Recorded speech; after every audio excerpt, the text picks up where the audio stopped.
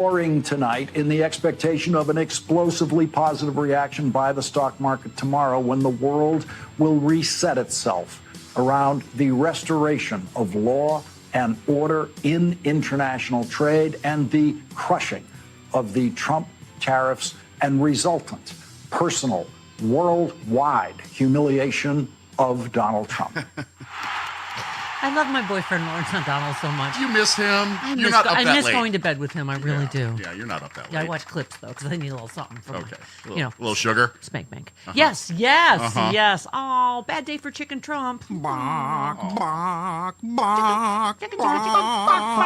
Oh, and Sissy SpaceX is leaving. Don't call him Sissy SpaceX. He doesn't like it. Don't call him Chicken Trump. There are reports that he's not entirely leaving. Well, he's more thieving to do. Yeah, exactly. Baby Trump didn't like that. Nope. And God bless that reporter that asked him.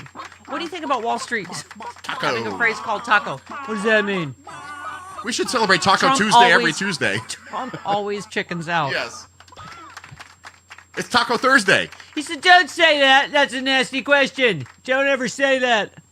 Those are the free speech advocates. Yep. Don't ever say that. Yeah, don't ask don't ask that question. Nasty That's rude. question. Okay. Oh, I have a new hero of democracy. Just because. Okay. Because, by the way, has he been a whiny baby yet about the the trade? By the way, this is the court they wanted. Yes. They made sure they got this court. It's a Trump appointee, a Reagan appointee, and an Obama appointee. But that's exactly the court they petitioned to get. Right. So here, cue the whining. There are going to be appeals, and it's probably going to go all the way to the Supreme Court. But this is a win right now. Where John Roberts will be shocked that there's gambling going on.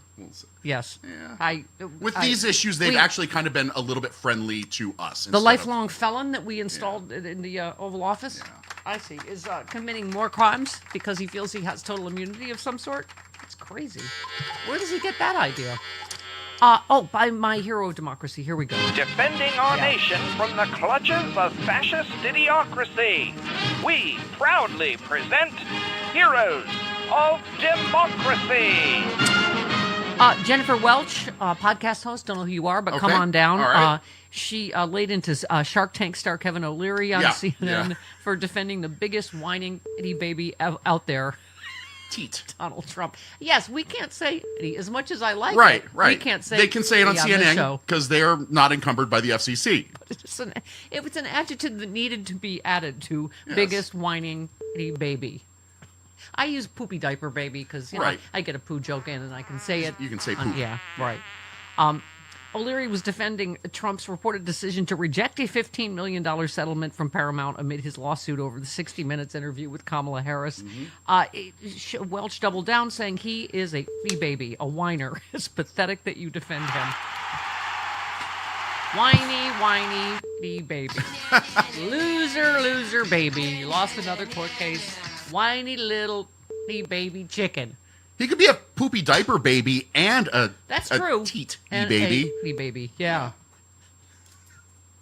By the way, how many times do we have to explain about bullies and lunch money? Right? Yeah. Team Roman Gomez? Right. This is pathetic, right? This is like CBS trying to bend the knee. You can't bend the knee enough. Do you understand? You'd have to be double jointed everywhere. So now he's rejecting the $15 million offer, demanding $25 million and an apology. Yep. How's that going, Gretchen Whitmer? Trying to make nice with him. He's going to pardon the people that tried to kidnap her and kill her. Oh my God. Oh, what? my God. Gavin Newsom every time he tries to bend the knee. Gavin Newsom, like you can't work with fascists. I know I'm yelling. I apologize. Yeah, what? I apologize because I have a. Do you need a hug? They've just canceled the Moderna. That's why when the Moderna shirt they canceled the Moderna contract. We're all gonna die. I am in a mood. I wore this for Dr. Redletter. We need Pastor John Pavlovitz for an hour. We got him for an hour. And he will take your calls. And yes. He's very excited about that. He is. We have Carl Frisch, of course, coming up. But to your point about Elon Musk, by the way, it was Sissy SpaceX. Don't. Only I'm allowed to. Don't. you do that. No, you can do that. I give permission. Okay, thank you. You're welcome. So Sissy SpaceX says he's leaving. All right, bye then, you loser. He needs to go preside over his plummeting Tesla sales and exploding, rockets that keep failing every day. It's amazing he has that many kids. He cannot even keep a rocket up for what, 3 seconds? I'm just saying. I'm just glad that nobody's died in any of those exploding rockets. Yeah. That's the serious but part. Thank you for people that see what he did. Again, mainstream media. Tapper, tapper. Is this on? That's my new joke. I'm just going to keep beating it into the ground. Yeah. It's a mainstream media joke. Tapper, tapper. Okay. Care Bear says, Elon Musk stole our data, has access to our most sensitive systems, opened the door for Russia to steal our data, made himself richer, killed all the investigations into his companies. The man deserves life in prison. Thank you. And thank you, Elizabeth Warren, for saying, we're not done with him. Just because the bank robber leaves the bank doesn't mean you're okay. Well, whoo, thank God he's gone. Right? And to your point, Chris, Attorney Ryan says Musk is not leaving. Right. Don't you get it? He spent 5 months deleting every investigation and lawsuit against his companies, deleting any data he didn't like. Then he installed backdoors and malware into government systems. He isn't, quote unquote, leaving. Right. He just finished. The U.S. federal government is permanently damaged and compromised thanks to Republicans, Trump, and Musk. Absolutely. And who indeed let the Doge out? I mean, how? Hey, we need to look into how this happened in the Doge. Doge. Okay. What was I saying? I don't know. I know. I had a point. Hang on. I'll come back. I'm going to circle around. I'm in a cul-de-sac. Uh-oh. Oh, I got it. Okay. Are you sundowning? It's hard to tell whether it's a series of mini strokes, normal aging, sundowning. Yes. This is why I have, sympathy for 80-year-old Joe Biden, because who knows at a certain age what. Jake Tapper's going to write a book about you. Bella, are you making toast? Yeah. Tapper, get on that. I question whether Jake Tapper's in cognitive decline, and he seems confused and wrote a book about the wrong president, but what do I know? Well, he's writing a book about the current president. It's going to come out 2 years after. Yes, right. It's too late to do anything. Right. About it. Okay, where was I? Don't Doge. know. I was just on Elon Musk. Yeah, I mean, first of all, where again? Tapper. What? Where are the prosecutions? Like somebody reported. Where's the story about him leaving? This is what I mean about mainstream media, Chris. I don't even know where the story is. It's from some mainstream site. Elon Musk is leaving his government role as a top advisor to President Donald Trump after spearheading efforts to reduce and overhaul the federal bureaucracy. You need to include in the story he didn't do anything of that, right? It's like that's what they just, the MAGA cult just eats up. Oh, well, he got rid of all this fraud and blah, blah, so he's all done now. No, you need to say exactly, report, he didn't cut anything. He broke government. Right. Musk's departure comes a day after he criticized the big beautiful bill, saying he was Disappointed! So okay. I can't. You know what? I can't keep track of all of Donald Trump's lover spats. Well, how's things with his other lover, Putin, going? Not so good? Not so good. No. Okay. So Zelensky hates him. Putin hates him. Oh, gosh. He's united the world in hating him in the first 100 days. So that's something, isn't it? Netanyahu hates him. Oh. Hamas hates him.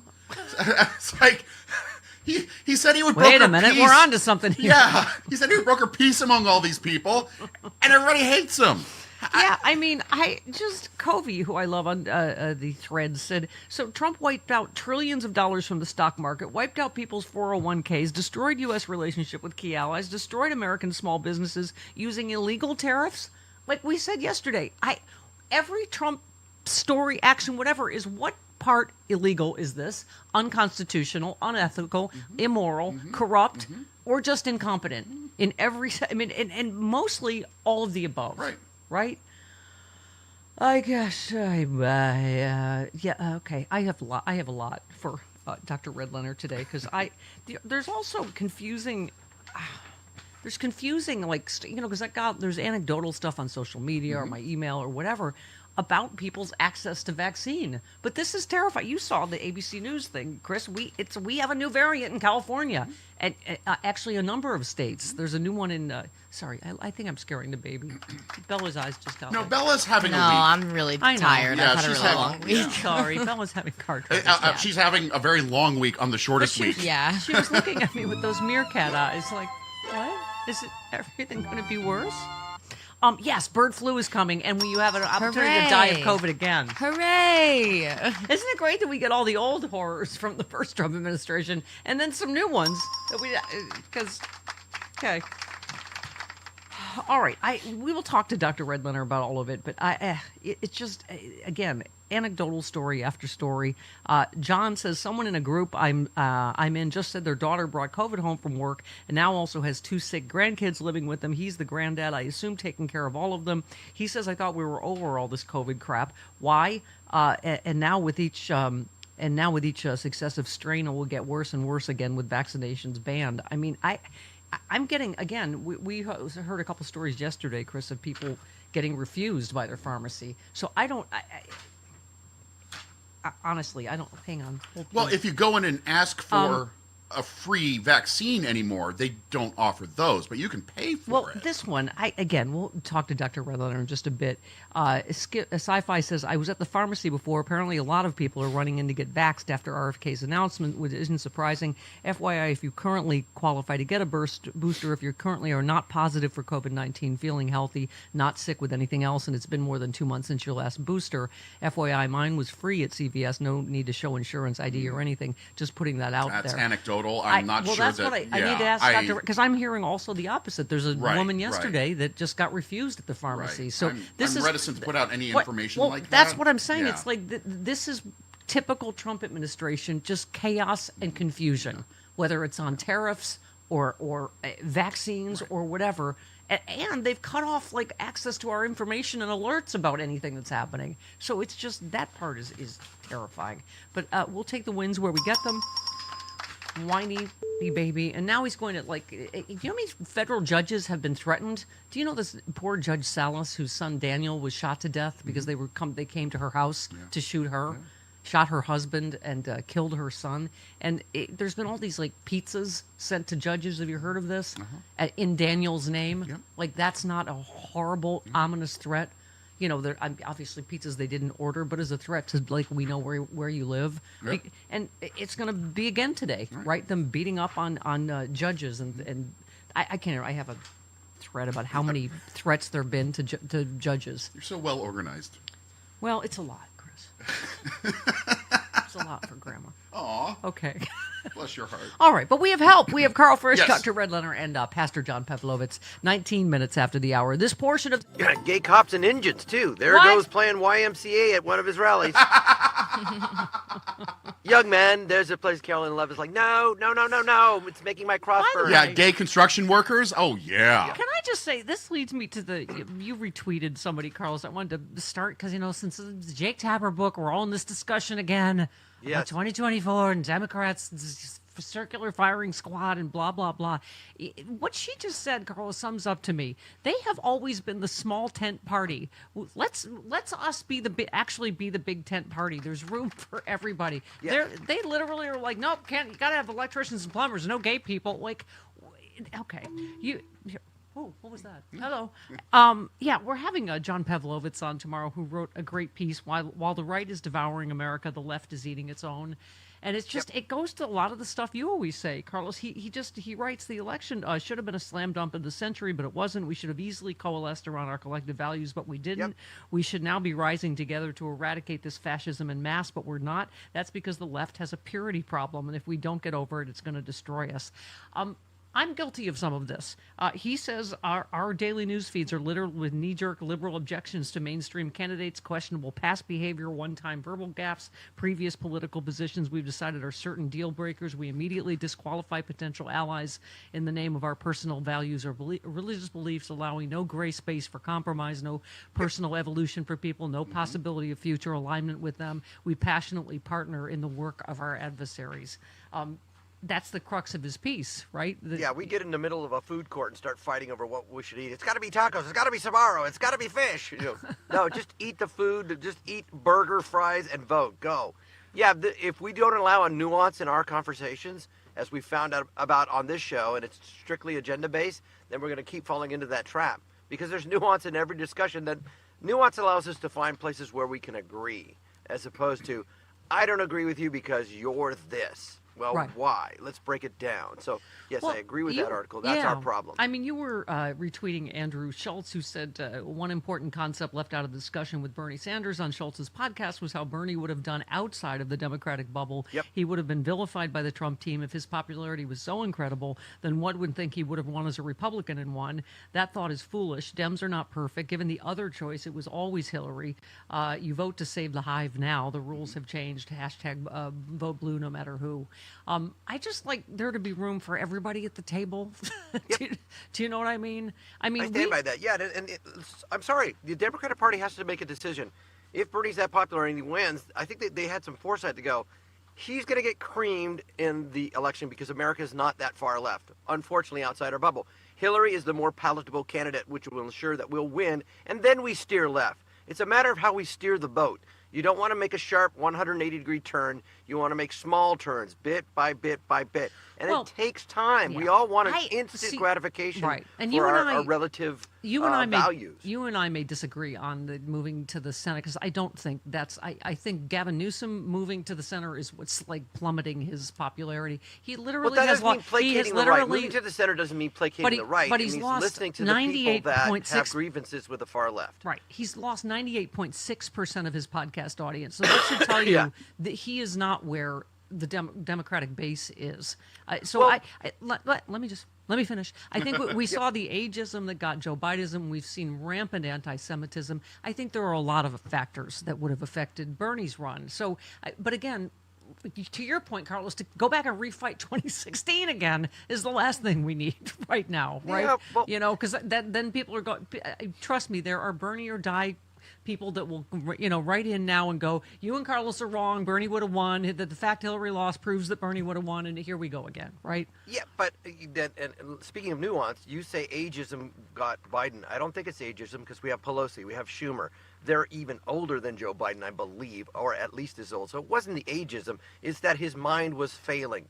That's what cost him. That was not anybody's fault but Joe's. I disagree. It wasn't ageism. Otherwise, we'd get rid of Schumer and Pelosi. If it's ageism, we're getting rid of old people because of their age. I have thoughts on Schumer, but that's just not in terms of passing the baton for leadership. But.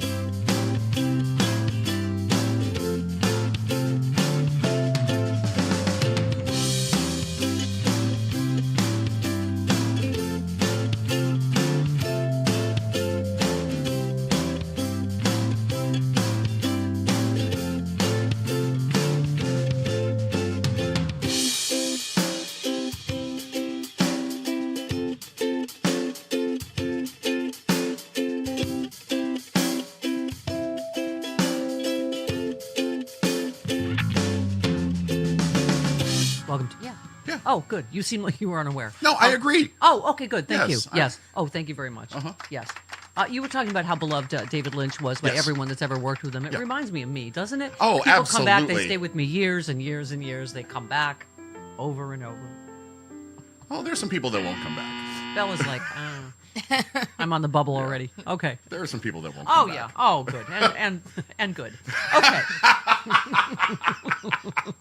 Oh, we kid. Guy on my team, hey, Jake Tapper, what chapter in your book talks about Joe Biden's meme coins? And what about his NFT cards? Hey, where can we find the part where he was paid millions to pardon criminals? I can't seem to find it. Thanks in advance. I'm here for the Jake Tapper snark. I'm not gonna drop this rawhide for a little while. Let's go to Karen in Chicago. Hello, Karen. Hello. Okay. No, I'm sorry, Kevin. I stepped on you. All right. So, yes, I am with you. F. Jake Tapper and the mainstream media. They completely have failed us. I was calling in with a different point, but I just want to let you know, you're talking about anecdotal evidence of what's going on. There was an E. coli outbreak, affected 80 people, and one of them was a 9-year-old boy because of tainted romaine lettuce. Mm-hmm. Right. Yesterday, my son was diagnosed with COVID, took a test. He had symptoms, diagnosed with COVID. He called his doctor to get Paxlovid.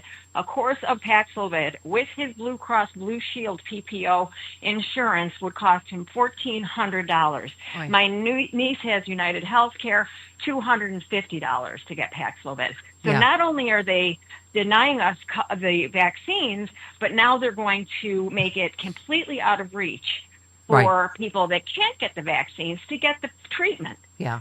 So, this is real and it's happening. And by the way, more and more. Dr. Tran, who I follow, said, breaking, HHS is canceling a $600 million contract with Moderna to develop, test, and license vaccines for flu strains that could trigger future pandemics, including the dangerous H5N1 bird flus. I mean, it really does have that, calm before the storm feeling where you're like, oh, my God. Absolutely. And, here's another anecdote for you guys. In Missouri, before those tornadoes touched down, my parents, my stepmom and my dad have friends in Missouri. Minimal warning that the tornadoes were coming. The entire town was wiped out. Yep. So it's just we are in danger. Yeah, America, you in danger, girl. But at least I stopped the tariffs. I'm going to take total credit. Stop the tariff, but it went and shot my equity. I stopped the tariff, and they're guilty of a felony. Yeah, insider trading. Uh-huh. All around me, my Jones down. It keeps on going down. The tariffs paused and it rescued me. But one day the bottom will drop out. Yes, one day the bottom will drop out. Have we got great yet? What? I stopped the tariff. Yeah. Oh, this is the song that caused controversy about who it's a cover of. Yes. Uh-huh. Thank you, Rocky Mountain Mike. Can I just say, It was Bob Marley. Okay. It was covered by Eric Clapton, though. Fantastic. I can't wait for Pastor John Pavlovitz in hour 3. He says our current president is severely mentally unwell and the media needs to cover it now. Thank you. Take any one press conference statement, anything, just start there. Okay, and thank you for paying attention about Elon. Bella's Mike says all Elon did was stop 30-plus federal investigations into his company, fire thousands of necessary federal employees, steal our private data, blind our country to impending storms and climate crises, disrupt the nation's economy, and lie about finding fraud. Thank you. We see you. We see you. 29 minutes after the hour, Carl Frisch next.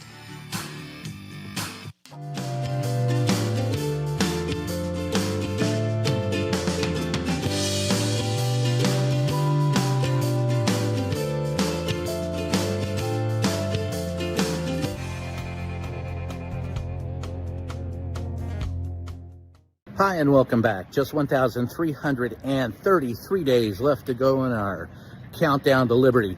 Donald Trump's reign of terror continues today. He was getting upset with a reporter for asking him if, of all things, he was playing yo-yo with tariffs. Donald Trump said he never wanted to hear that question again.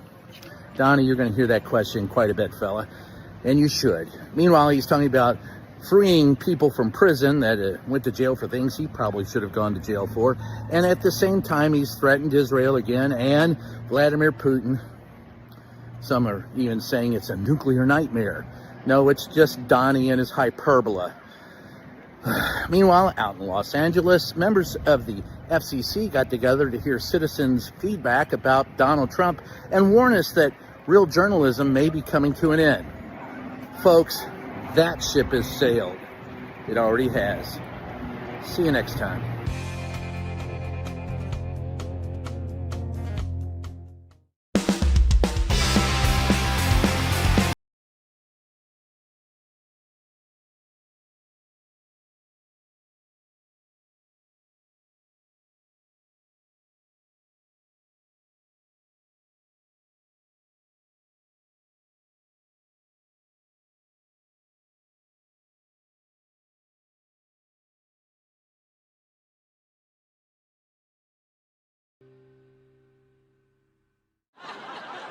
Look, I'm running out of time, but we roast because we care. We joke because if we didn't, we would scream into the abyss like Alex Jones at a Whole Foods. America is a mess right now, but it's our mess.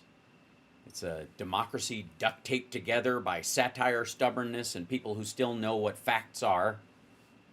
So here's to journalism, the First Amendment, and to every staffer out there trying to leak to the press without accidentally including their Uber Eats history. Thank you. And remember, it may take two to tango, but it only takes one to change the tune. Ladies and gentlemen, if you'll indulge me, I'd like to end tonight's show with a song for all of you, and it's dedicated to all those hardworking journalists out there in the media that actually have access, that can actually ask the tough questions, but somehow don't.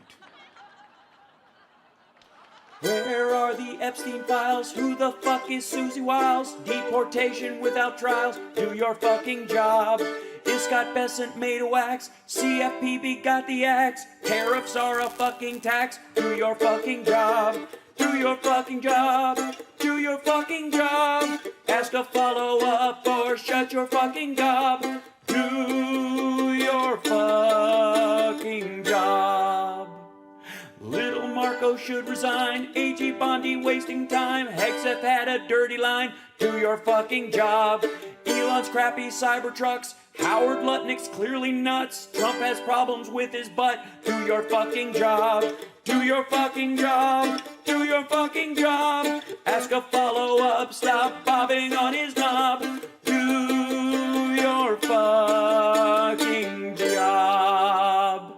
Thank you. Thank you very much. Good night. God go with you.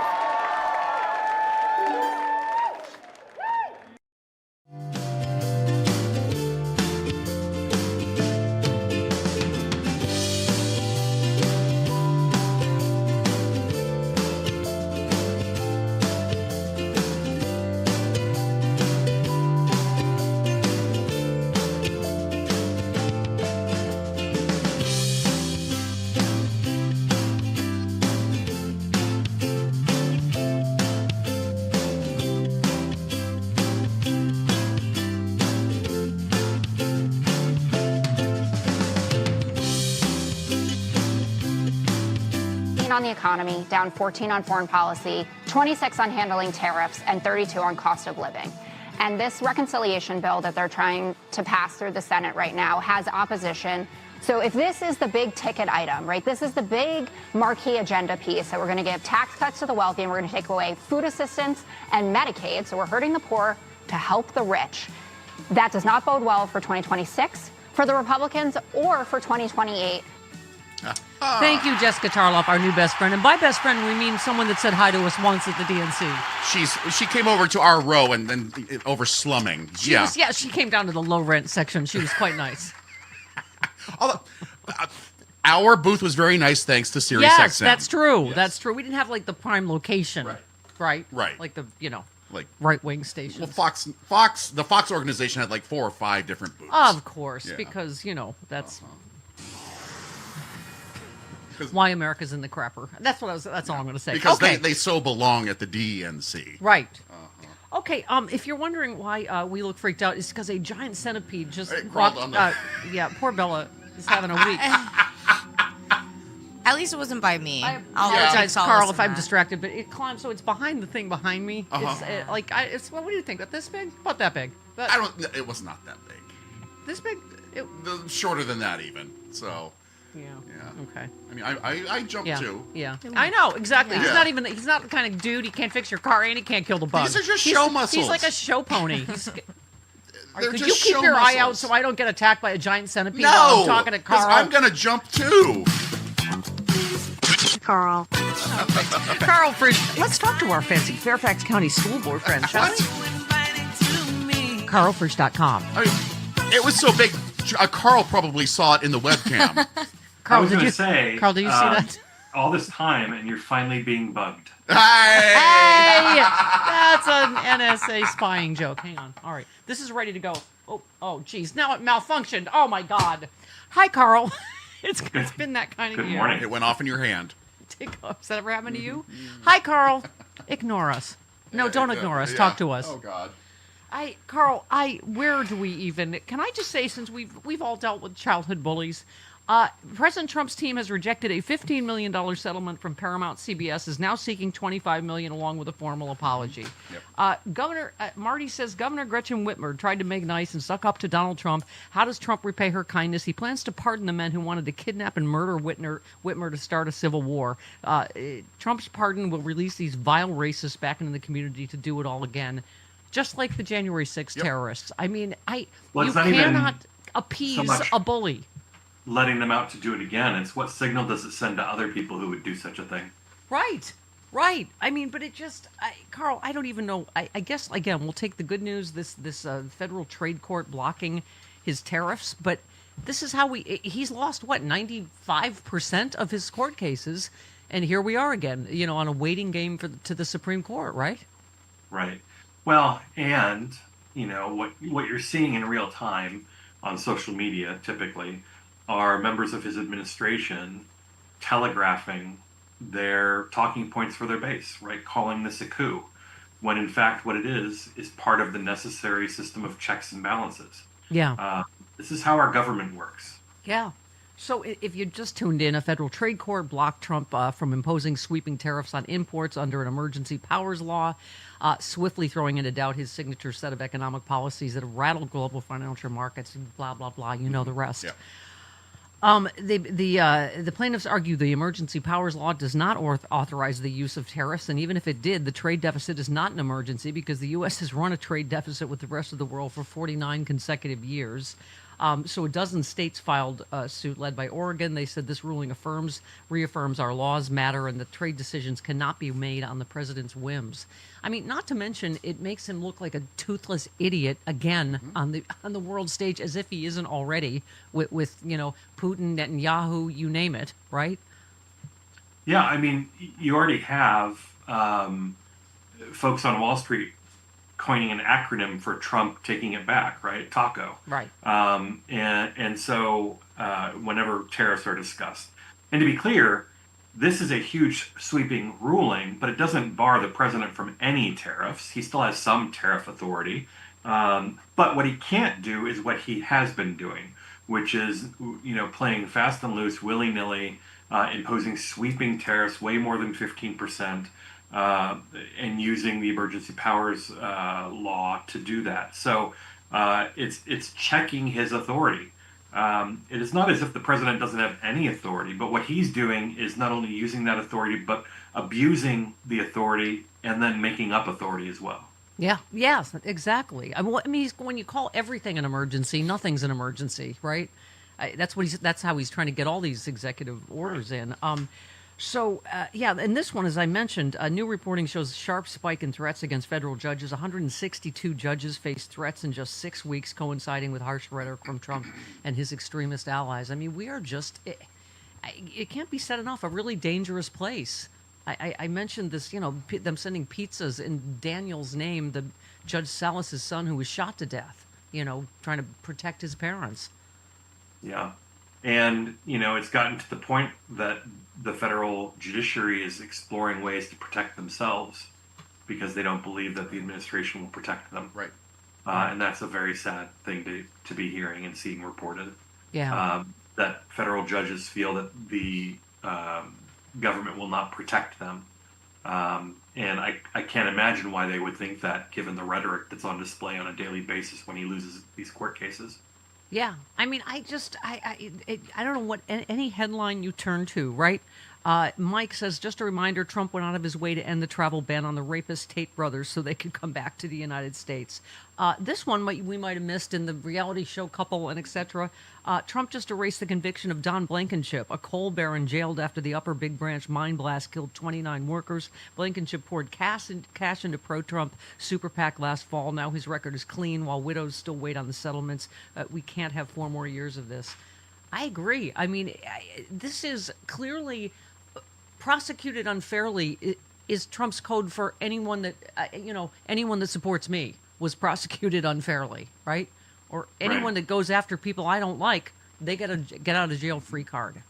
Well, and I wonder what message it sends for corruption that former Republican officials can get off the hook simply because they happen to be former Republican officials who support Donald Trump. I think it sends a message that the rules are to be taken lightly and that the law does not apply to everybody equally. Yeah. I hate to, but because you had the audacity to run and get elected to the school board, I must now inflict upon you the education secretary, wrestling lady Linda McMahon. Universities should continue to be able to do research as long as they're abiding by the laws and are in sync, I think, with the administration and what the administration is trying to accomplish. Oh, okay. Someone else made the point. Marco Rubio literally had a student kidnapped off the street for co-authoring an op-ed criticizing her university, and now he's complaining about censorship. I mean... Well, let's play this forward. You've got RFK saying that scientists should not be allowed to publish in certain medical journals. Lancet and anywhere, in New England Journal of Medicine, anywhere reputable, right, is not going to have his quackery. And now you've got Linda McMahon saying that universities should be able to have research grants as long as they follow the administration's directives and align with the administration's ideology. So in short, not only are we going to get a federal government that no longer accurately presents scientific information. Remember, they are already stopping the reporting of the spread of various infectious diseases. But now we have to question whether or not they are, going into hyperdrive to ensure that false information is spread out there, whether it's in academic journals, whether it's coming from universities. Yeah. And remember, they're risking an entire generation of future scientists from entering the profession because of the yanking of all of these grants to universities. Thousands of students who are looking to study in the sciences, chemistry, biology, computer science, etc., had their offers from universities withdrawn. Will they return? Who knows?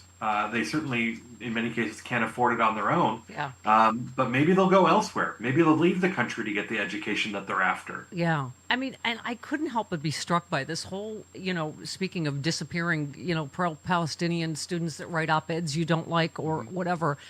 You know who they're going to have to invite here and then deport is the ex-PM of Israel. I mean, right. Who, right, said probably worse than is this in this op-ed. I just like the Ehud Olmert. Am I saying that right? Ehud. Yeah, Ehud. Delivered a blistering attack on Netanyahu's government. I mean, again, people here that do that are not anti-Semitic necessarily. The vast majority of Israelis don't like Netanyahu. But he said he accused it of presiding over a criminal military campaign in Gaza, that he no longer bears moral or strategic justification.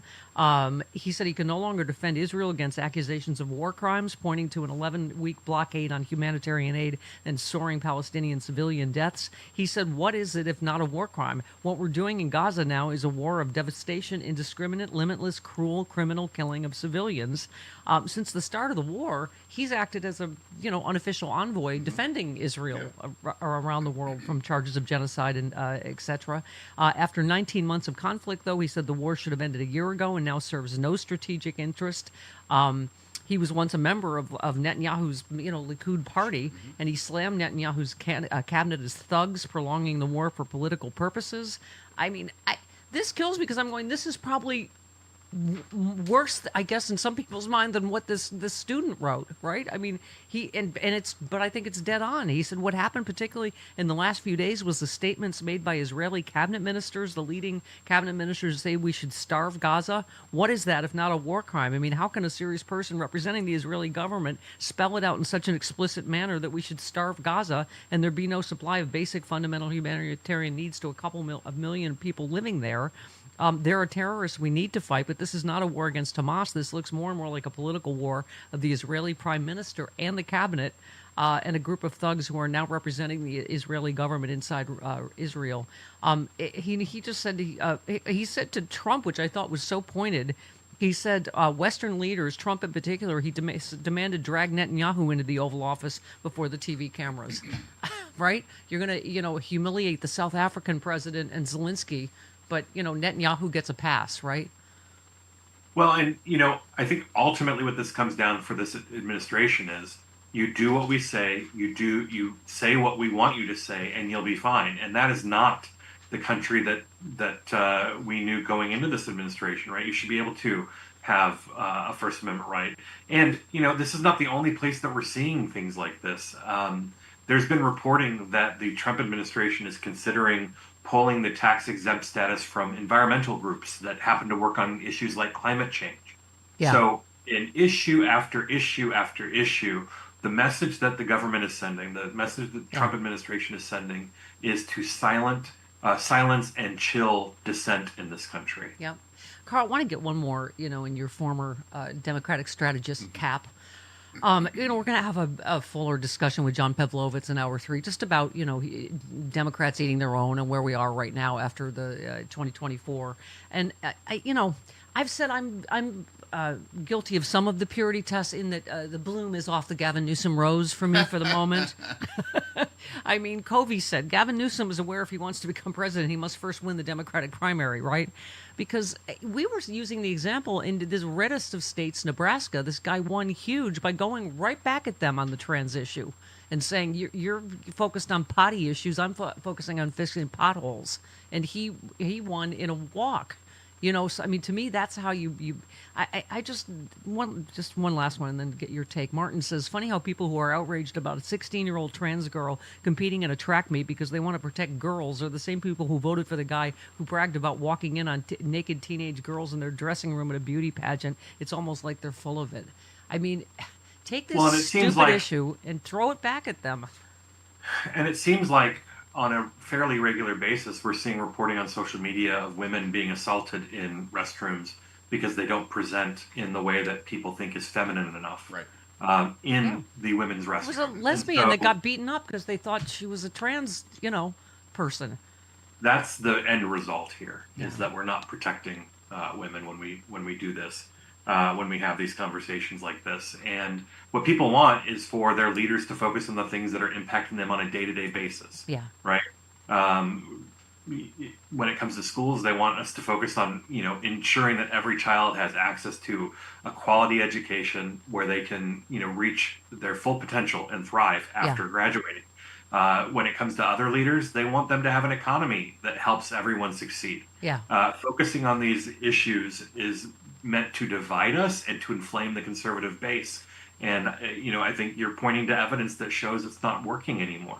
Yeah. No, I think people are tired of this, and that's why Trump keeps trying it, because he's like, oh, this worked for me in the election, this particular, hate and division and fear-mongering. But, we talked to Bob Seska about this yesterday, and I always laugh because if you've seen any picture from Bob's childhood, it looks like Gulliver's Travels. Like, it looks like all the smaller kids. Yeah. Need to tie him down because bloomed a little early. I'm surprised anyone let him compete in any sports at all because he was like 45 times bigger than every other boy.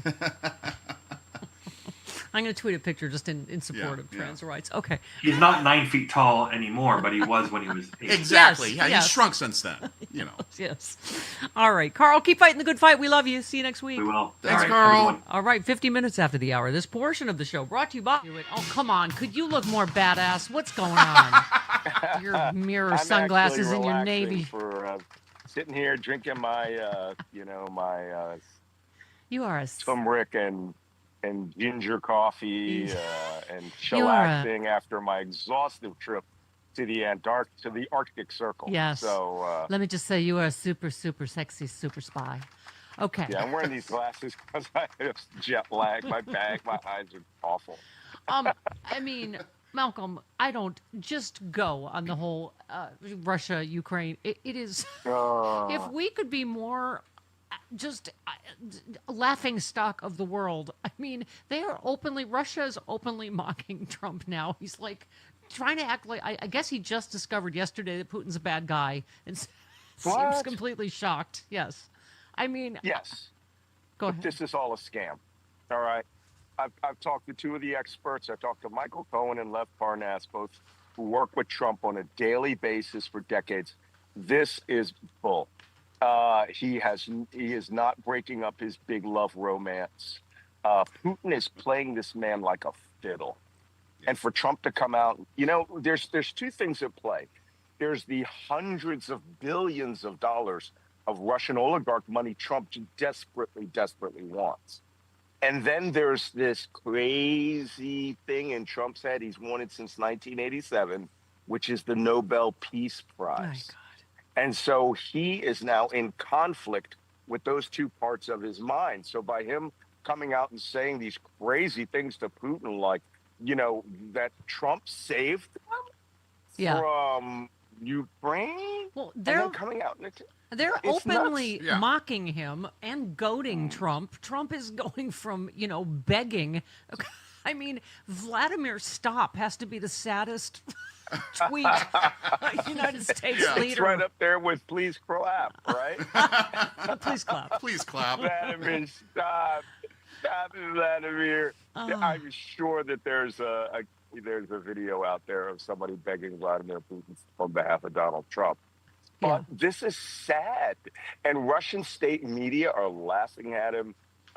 Anyone with half a brain realizes there's something mentally defective with Donald Trump. Yeah. We've been saying teetering into dementia for a long time. He lives in an alternate reality that now is a danger to all of us. And of course, let's see what Putin says about this. Yeah, I mean, you retweeted good God above, that guy, God. who said Trump ranted for an hour about being arrested, convicted of a felony, trophy wives, golfers, whatever else popped into that rotting pumpkin he calls a head. I mean, Midas Touch said Trump's Memorial Day post attacked his enemies, not honored our fallen. He bungled Putin criticism, blamed Zelensky, surrendered tariffs, pushed crypto scams, pardoned a corrupt sheriff, and called Nippon Steel Nissan. I mean, his brain is mush. Okay.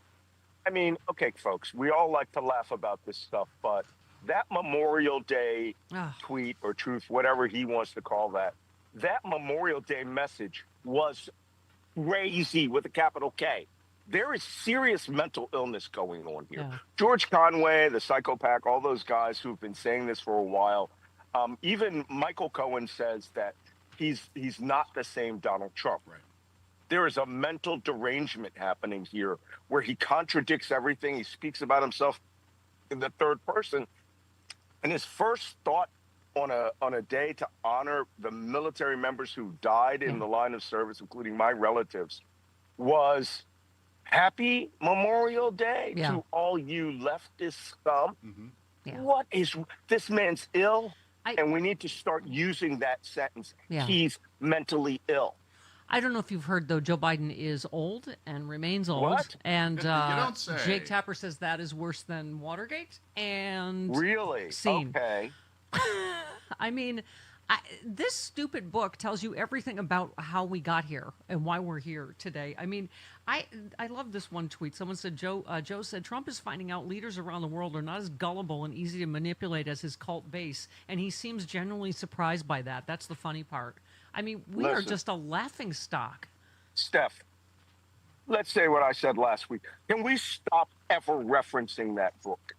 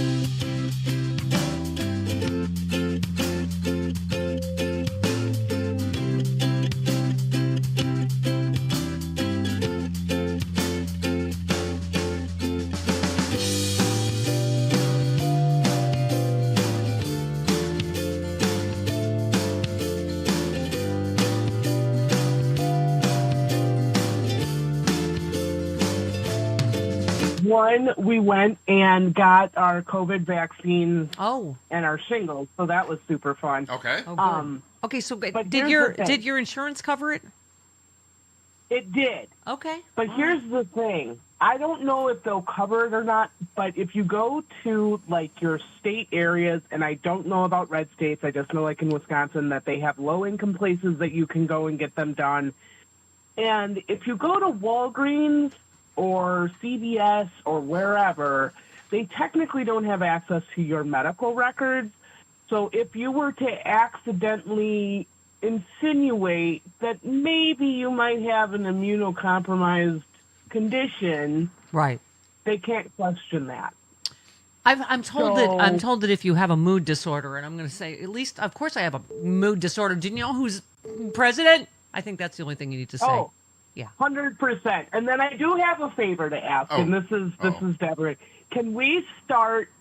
Like, I don't even care how long it is, but I think everybody is just broken right now. Like, we've had a lot of, tumultuous stuff going on just between the staff heads. And I think if we were to bring it together and just do like a tiny segment about something really positive, not like, it doesn't even have to be politically. Yeah, just like something happy. Yeah, like the screwworm isn't here yet, but some other giant bug is. Right. What's the name of the screwworm? Something. I don't know. It was a screwworm. Bob. I don't Bob. know. Yes, his name is Bob. Bob the screwworm isn't here Earl. Yet. Earl the screwworm isn't here yet. That's that centipede that crawled into your ear. No, it's not in my ear. All right. Yeah, we'll think of something. We'll think of something happy. All right, 58 minutes after the. Oh, speaking of which, Dr. Doom. Oh, great! Next. Yay! Happy.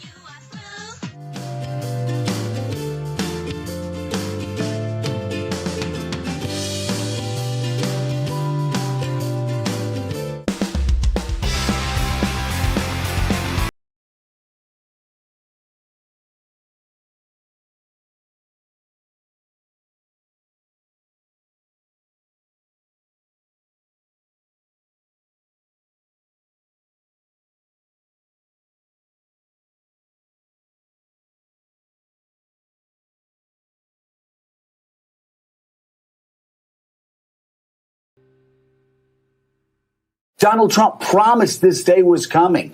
He and his golf caddy, Dan Scavino, were putting out videos saying it was going to be wild. January 6th was going to be wild. We were warned that January 6th was going to be a dangerous day.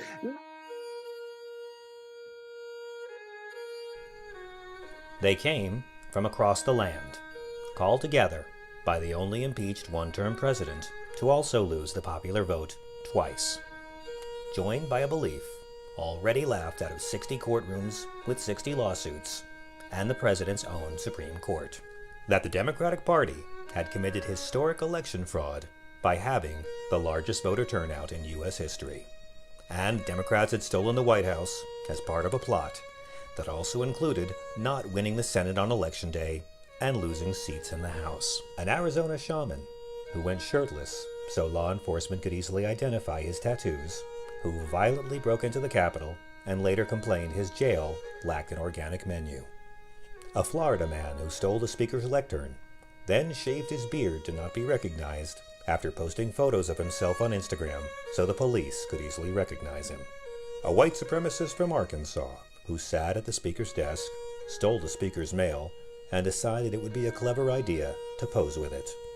They were white, they were male, they were stupid. Martha, my sweet, I write you now with joyful tidings from the sacred hallowed halls of the U.S. Capitol. We smashed a handicapped entrance to get inside, and my comrades just took a noble dump in the rotunda. Years from now, ere our grandchildren ask what we did in the great glorious MAGA wars, I'll show them this embossed stationery I just stole from a supply closet. It is enough to know that Mr. Trump is proud of us. I shall write you again ere I return home. Lance, this is so not cool. I'm really tired of saying this. We're not dating. We never dated. We didn't even hang out in high school, and this is really creepy, and I'd appreciate you if you stopped messaging me on Facebook. They had a good time that day. But within a week, Paula had fell. The president was banned from Twitter, and the president was then impeached for a second time. They thought the Capitol siege was their Fort Sumter. The reality was, it was their Waterloo.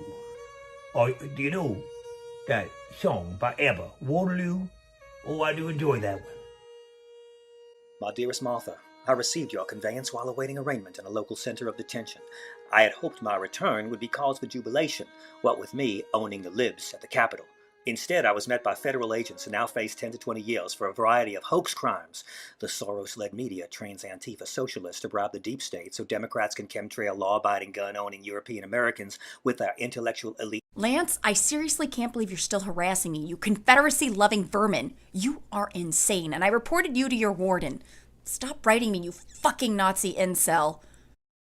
Of course, you can't compare them to the Confederacy. The Confederates were working, uneducated white men who took up arms against the U.S. because wealthy plantation owners had somehow convinced them that their way of life was under attack. The Confederates were dupes and suckers who thought they were fighting for a noble, worthy cause. Oh, I'm glad that can't happen today.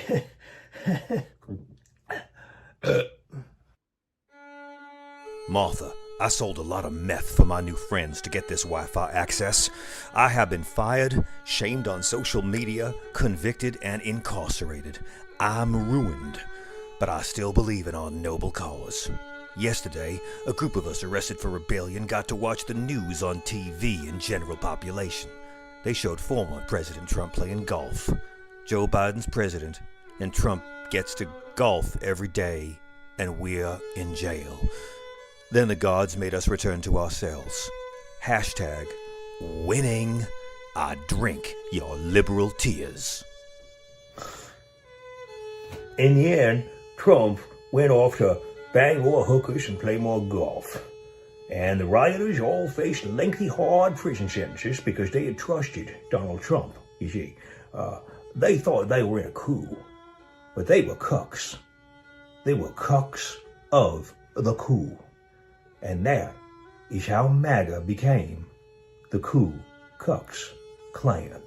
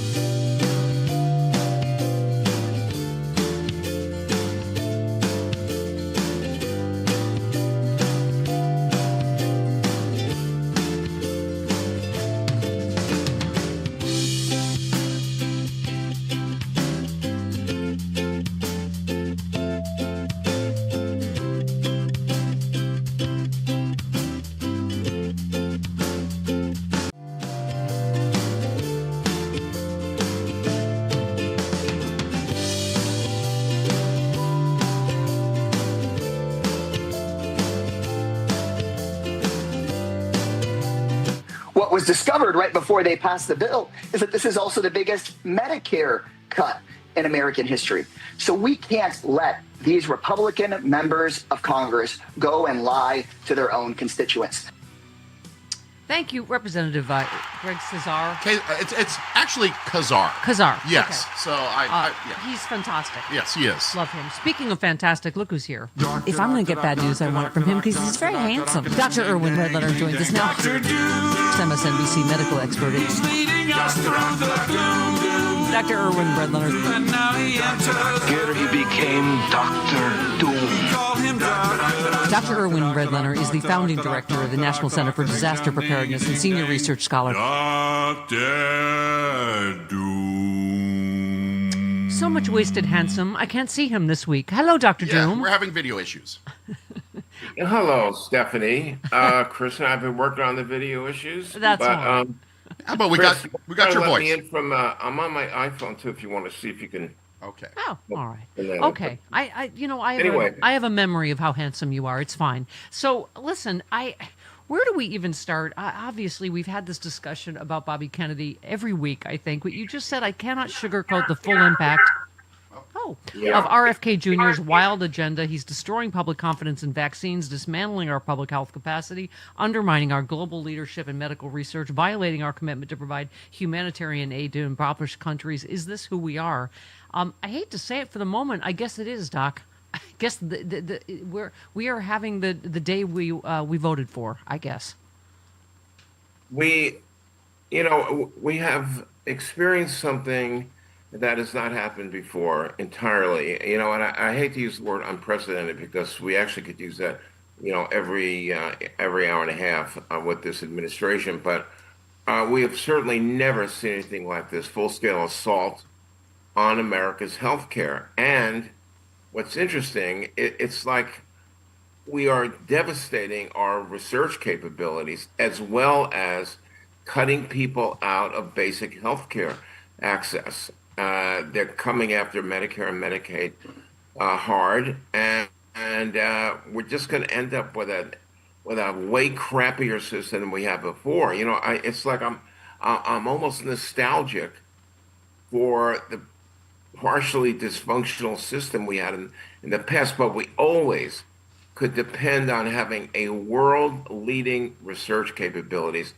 And what's the purpose of that? The purpose is nothing less than to try to understand the causes and the cures for the diseases that make us sick and kill us.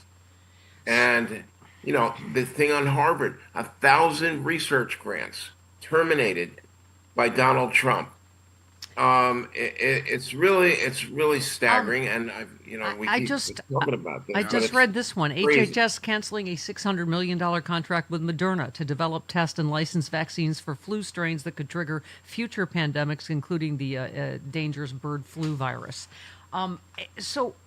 Scott tweets, they're banning the COVID booster for a large majority of Americans just in time for a new easily transmissible variant. As we have it here in California, is the reporting this morning. And I just, one last one I saved for you, get your reaction. Doc Serena says, so there's a new strain of COVID coming to a theater near you or a grocery store or a daycare or a hospital, and it's more transmissible than the vintage COVID, and pregnant mothers and children and healthy people, quote unquote, are no longer advised to have COVID vaccines.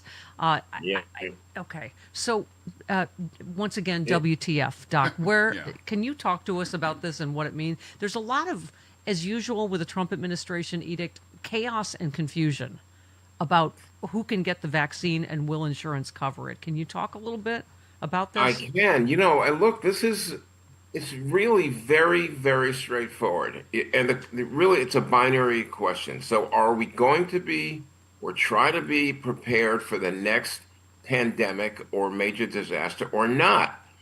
Apparently, we've given up wanting to and supporting the search for things that are going to be threatening us, like, next week or next year. And that will leave us completely vulnerable. And in fact, there are new strains of the COVID-19 virus, the SARS-CoV-2. There's new strains that are very threatening. We have to be able to do surveillance to see where the outbreaks are, and we have to know how we're going to treat it and control it. So, Doc, They want to turn their backs on the things that will harm American citizens. I Doc, don't even understand the rationale. Maybe there's so much chaos with this that even you don't know, an expert like you don't, because we have anecdotal. We had someone just call that says they were able to get the vaccine at their pharmacy. Someone else, a nurse tweeted, I tried to get the COVID vaccine today. The pharmacy is no longer allowed to administer it to me without a doctor's order because of the change in CDC recommendations. So now a person can choose not to vaccinate, but I can't choose to vaccinate. It's infuriating. I can't make heads or tails, Doc.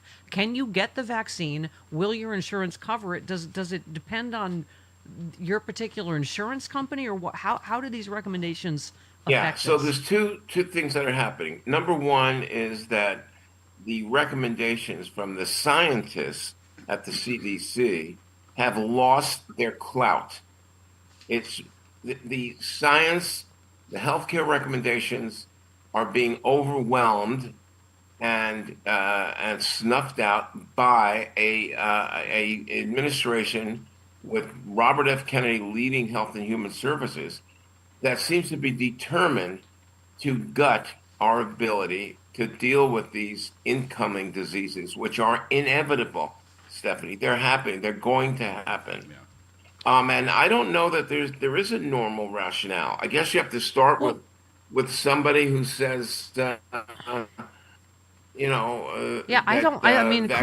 are not good, and Chris and they I are cause both autism.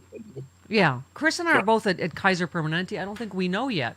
Does our insurance that we pay a boatload for, is it going to cover it? Well, the changes, right? The changes in these policies are so new that nobody knows yet. Right, because there is a new contagious variant, COVID variant, now circulating in California.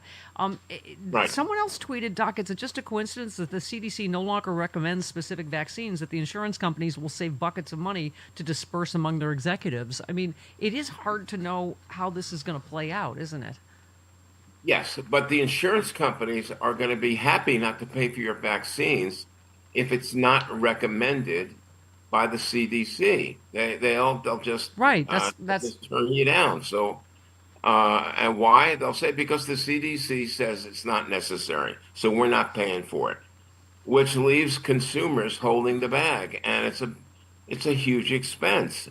So look, this is going to be a very dark time for American healthcare, preventive and curative aspects of healthcare, and we're facing something that's the very bleak unknown caused by crazy new policies and an anti-science, anti-vax perspective from the administration. And Kennedy surrounded himself with sycophants, just like Donald Trump does. So everybody on his team, Kennedy's team, thinks exactly the same way. They're standing there grinning while Bobby Kennedy is spouting misinformation and non-scientific conspiracies. And I'm sorry, but isn't vaccinating healthy people, quote unquote, the whole effing point of vaccines? Tony tweets, not vaccinating healthy children for COVID is the same thing as not vaccinating healthy children for measles. What you get is a lot of unhealthy children. You're a renowned pediatrician. I don't even understand this guidance. Do you? Yeah, I do understand it. It says we don't really care. We're basically very skeptical about vaccines. We have all kinds of crazy conspiracy theories about vaccines, about fluoride in the water, about holding on. We put a hold on all infectious disease research while we're, sort of pursuing Bobby Kennedy's pet health projects. A lot of them based on absolute BS. Anyway, but so these are the kind of things, Stephanie, that are not going to be cured under the umbrella of this administration. It's not going to happen. So the treatment for this is starting with the midterms. That's really what we got to do. Doc, so to your point, too, about the effect on research in years to come, Dune Farms tweets, without university-level research in medicine and public health, there will be no vaccine for the next pandemic. So it's not even the opportunity to get reinfected by the new COVID strain it's what's coming next that we don't even know about, right? Right, and it may not be COVID. It could be bird flu, right? For example. Yay. Or lizard flu, something we've never heard of before. Centipede flu. Yeah. Yeah. So here we are. Bobby Kennedy says he will bar government scientists from publishing in the world's leading medical journals, of course, instead proposing the creation of in-house publications by his agencies. I mean, he said we're probably going to stop publishing in Lancet, the New England Journal of Medicine, JAMA, because they're all corrupt, he said. Oh, my God. He described the journals as being under the control of pharmaceutical companies. The three publications he named, which were established in the 1800s and publish original peer-reviewed research, play a central role in disseminating medical research worldwide. I mean, that's the other thing, Doc, is credible information. And one more thread I saved for you. Someone said, I've been sick for a week and I just read about, quote, something going around in a subreddit, which I guess is how I get my information now that the CDC is officially spending the next 4 years determining how and when microscopes became gay. I mean, that's the other thing is we're not just not getting weather alerts, we're not getting health alerts, right? Yeah. And really, you asked in the beginning of this conversation and stuff, you asked why. And that is the root of it. The idea that he's going to try to stop publications in the most prestigious medical journals in the freaking world, the very notion that somebody would even think that, no less a major public official saying it, is really, it's mind-boggling, and it's not clear what we're going to do about that. But it's a medical and public health problem that will only have a political solution. I hate to put it so bluntly, but he is not fixable. It's not like we're giving him some treatment and, oh yeah, wake up next week and out of his crazy fever and sort of reverse some of this stupidity that he's been spouting. You know, when he was a private citizen, and by the way, at one point he was a pretty decent environmental lawyer. Right.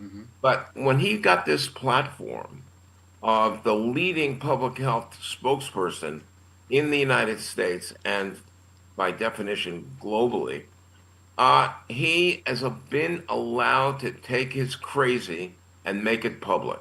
Yeah. And very influentially. So this is where we're going. People have to keep protesting. Yeah, no, I knew him, and I said, if you ever had told me a few years ago that this guy was going to be head of health, and okay.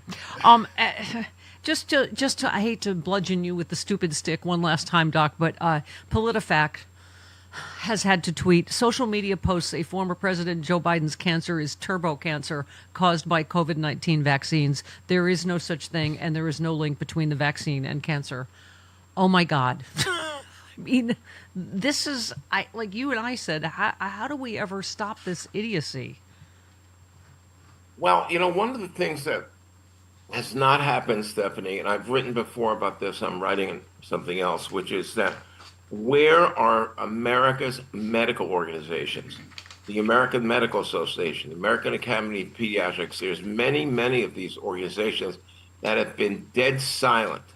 They have been irresponsibly silent, and they could be influential. They have lobbyists, they have influence in Congress, and there's no evidence that they're doing a damn thing to try to save us from this lunacy. Why is that? Is that because they may lose federal money or something like that? The AMA doesn't get federal money. All right. It's doctors' union. So I don't know what the hell it is. The American Academy of Pediatrics president said a few months ago, hey, we do pediatrics, we don't do politics.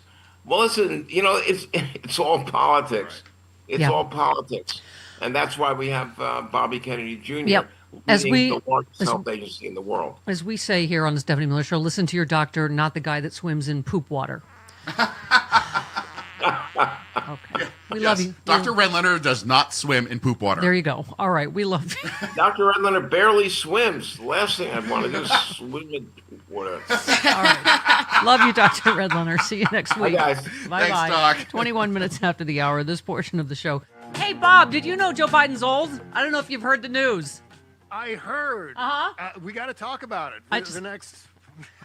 the next several years. Let's just keep talking about that. I got to do it like it's keep news our of the mind hard off of hearing. President Biden's Screwworm. old. Right. Yes. Thank you. Yeah.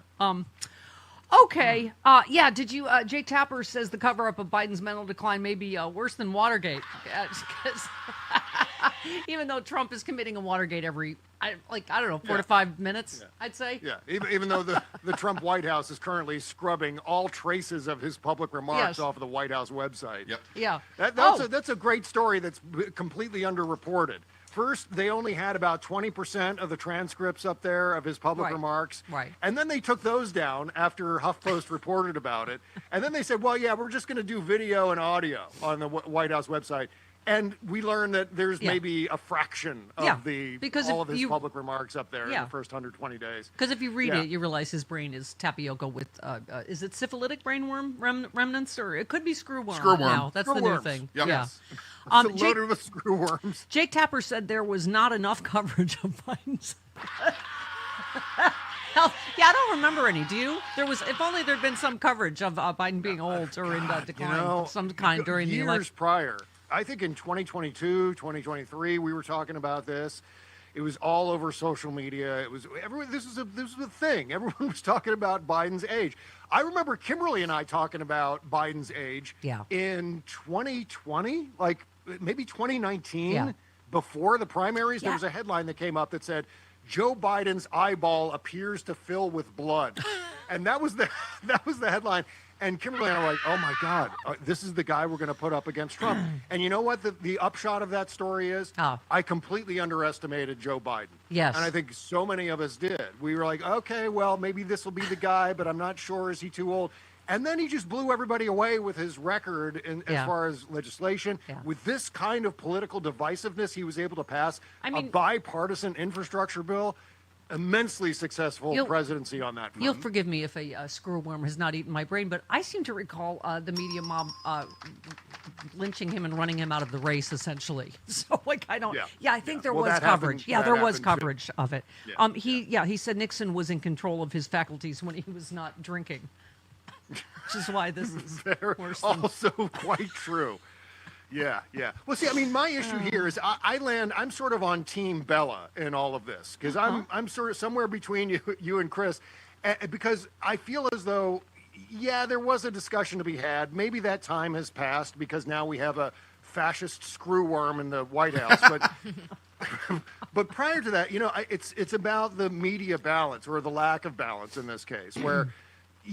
There was an ongoing discussion about Biden's age and what the Democrats should be doing about it. But now we're in this era where we've got a fascist authoritarian in the White House, destabilizing the world order, destabilizing the economy, upending institutions and norms, continuing to inflict damage upon the American consciousness.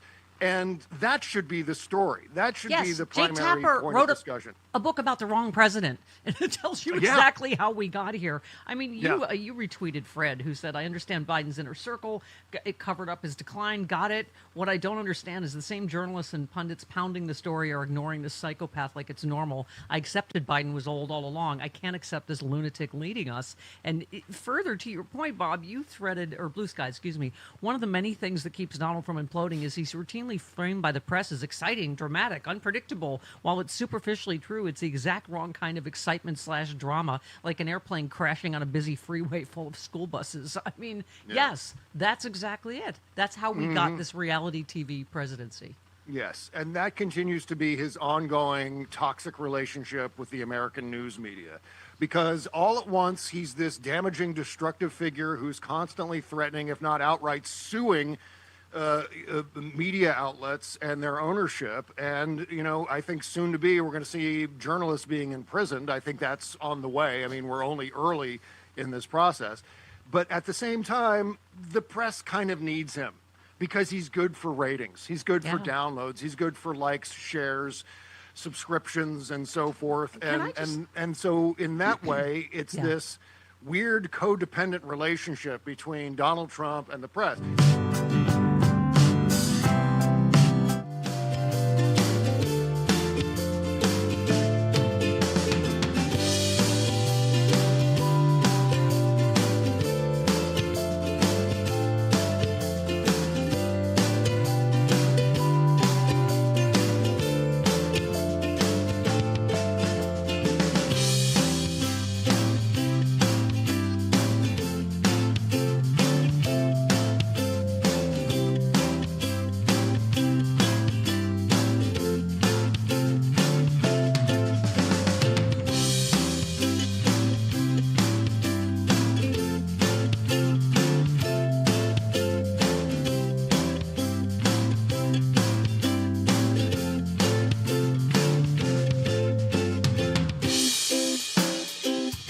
as our 8th grade science fair project. Yeah, right. Just What do you know?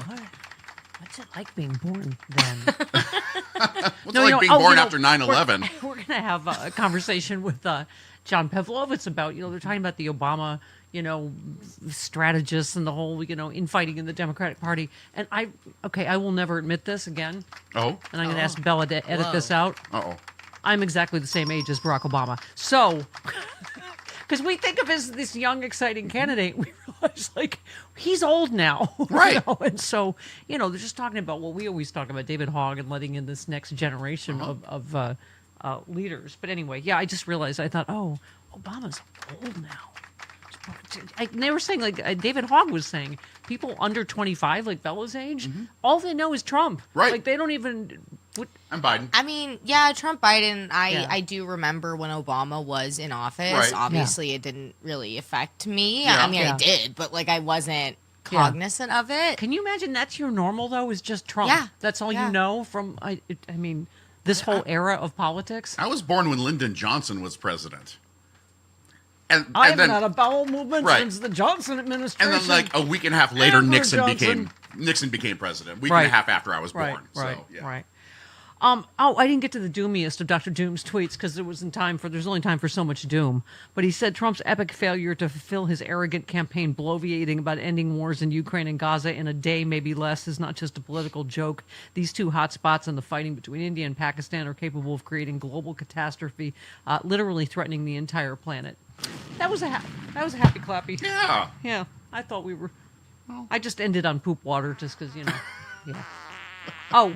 Kari said the same thing. Do I trust my doctor or do I trust the guy who still uses tanning beds and swims in sewage? Tough call. Yeah. Don't listen to the guy that swims in the poop water. Just a little, FYI. Pete in Wisconsin. Hello, Pete. Hey, good buddy, every morning. Yeah. So there were a couple. There were a couple town halls. One with Representative Flood from I think it was Nebraska, and one Yes. with Representative Hensley. The one who from, didn't read the bill and got Iowa. booed off stage, right? Exactly.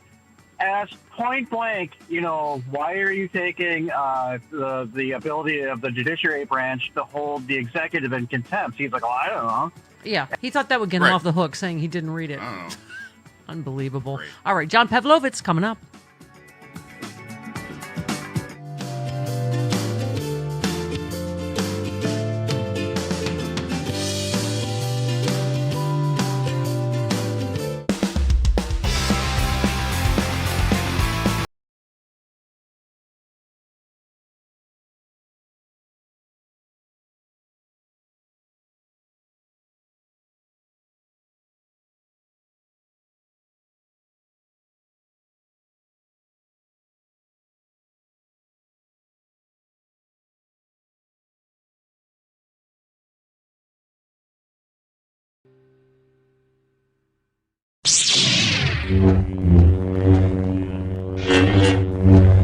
I remember you called into the radio show and read Trump tweets as the Joker.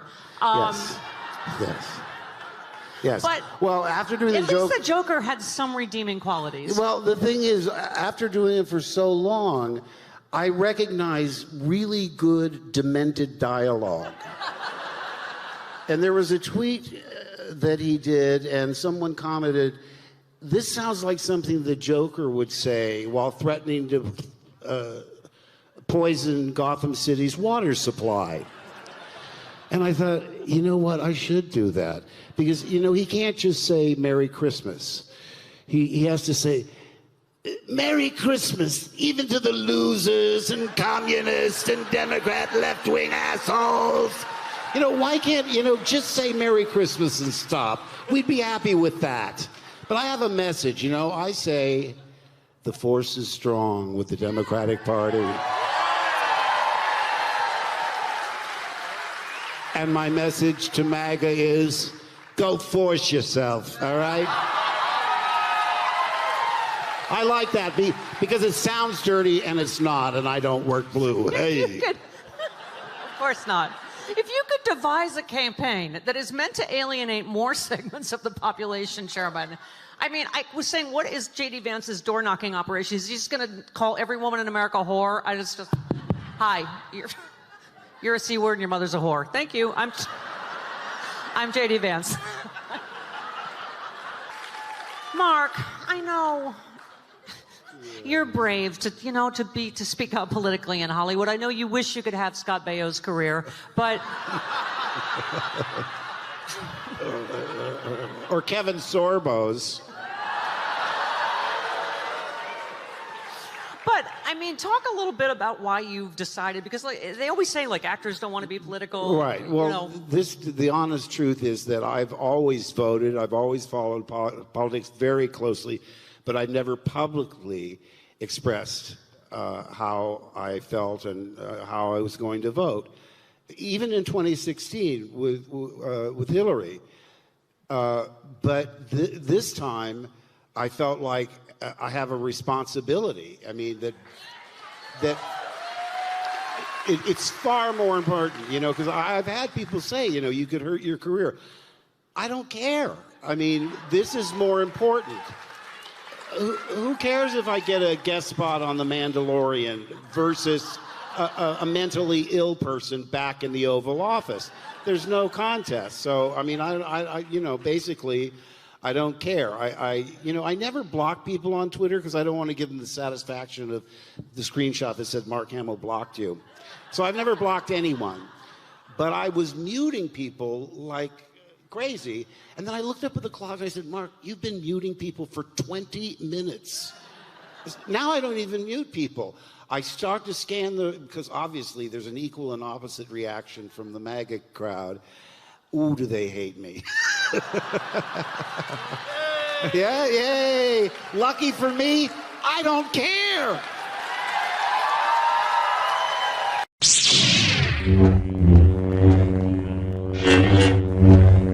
Oh, hey there, it's Stephanie Miller. If you're like me and you love sharp political insight, pointy, you like it pointy and sharp, bold opinions, and a touch of humor to make sense of these crazy times, have I got some fantastic news for you. The Political Voices Network is now on Substack. This is your new go-to for the best in independent media. We're talking about my show streaming daily with episodes on demand, the fearless of journalism of Brian Karem, the brilliant side-splitting satire of John Fugelsang, the unrelenting working class advocacy of Rick Smith, and so much more. Here's the best part. Subscribing is so easy. You can join for free or go to the extra mile. Support these incredible independent voices by signing up for a full subscription starting at just $8. You'll get access to exclusive content, behind-the-scenes insights, and a chance to directly fuel fearless, unfiltered media. So what are you waiting for? Head on over to politicalvoicesnetwork.com. Hit that subscribe button and become part of the movement keeping truth alive in an era of corporate media overload.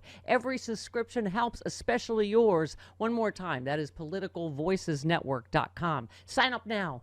Do it.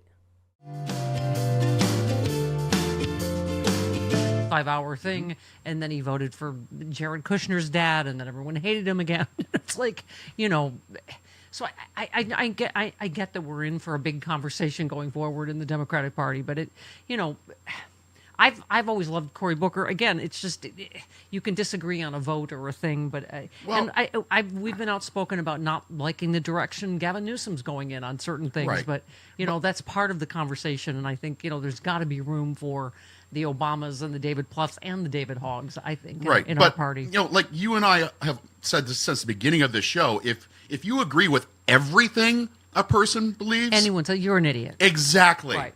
So, except me. You're going to differ from people like Cory Booker every once in a while. It's going to happen. Right. Vote blue no matter who is my point. Whoever this comes out at the end of this conversation, let's not make the same mistakes.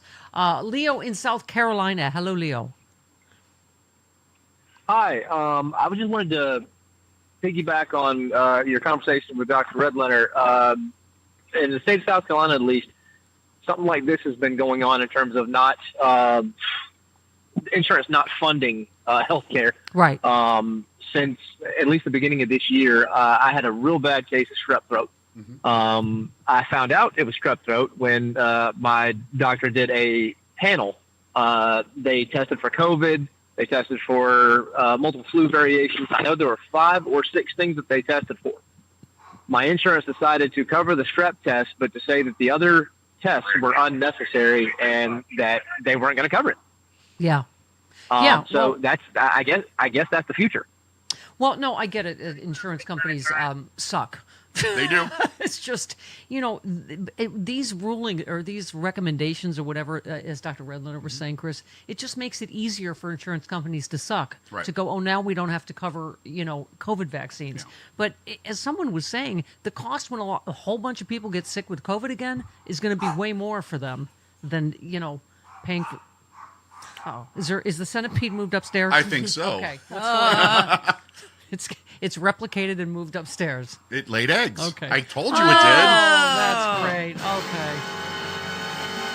Okay. Oh, is that the centipede shooting out babies? Yeah. Did they have as many babies as they do legs? It must be a long process.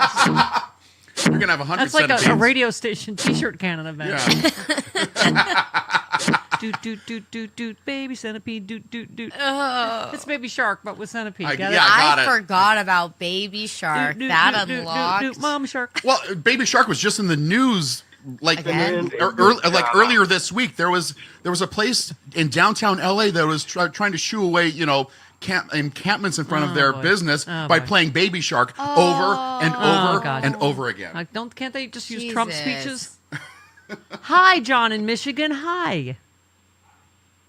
Hey, Stephanie, you know, I totally agree with, you know, Gretchen. This thing is terrible what he's doing.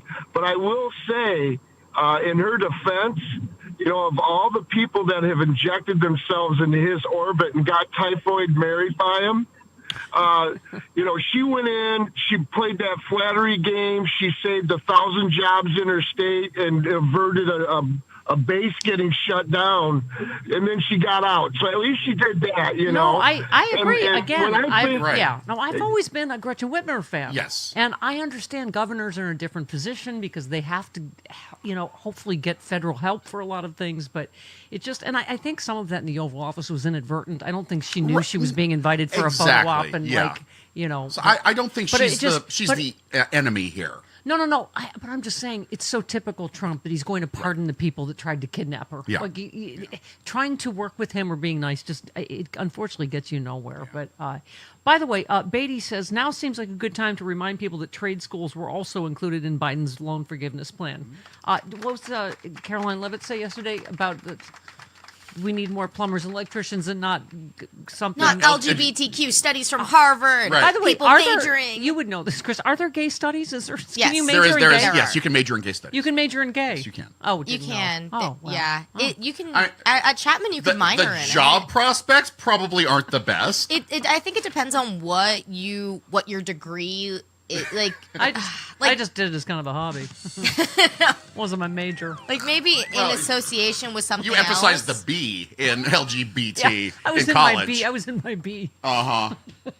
I didn't even know there was an L. I was. But like in Was I Q? association, What was I?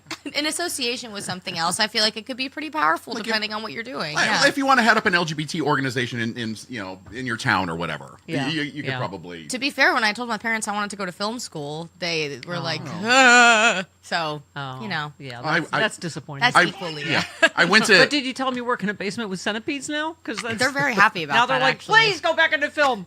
I went to ASU as a business major. They weren't, you know, and then I switched to broadcast journalism.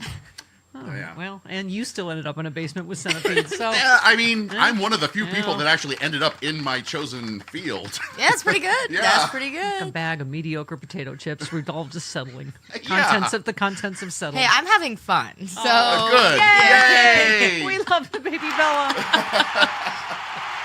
She's having a hard week, and I'm always in my thought bubble. Please don't quit. Please don't quit.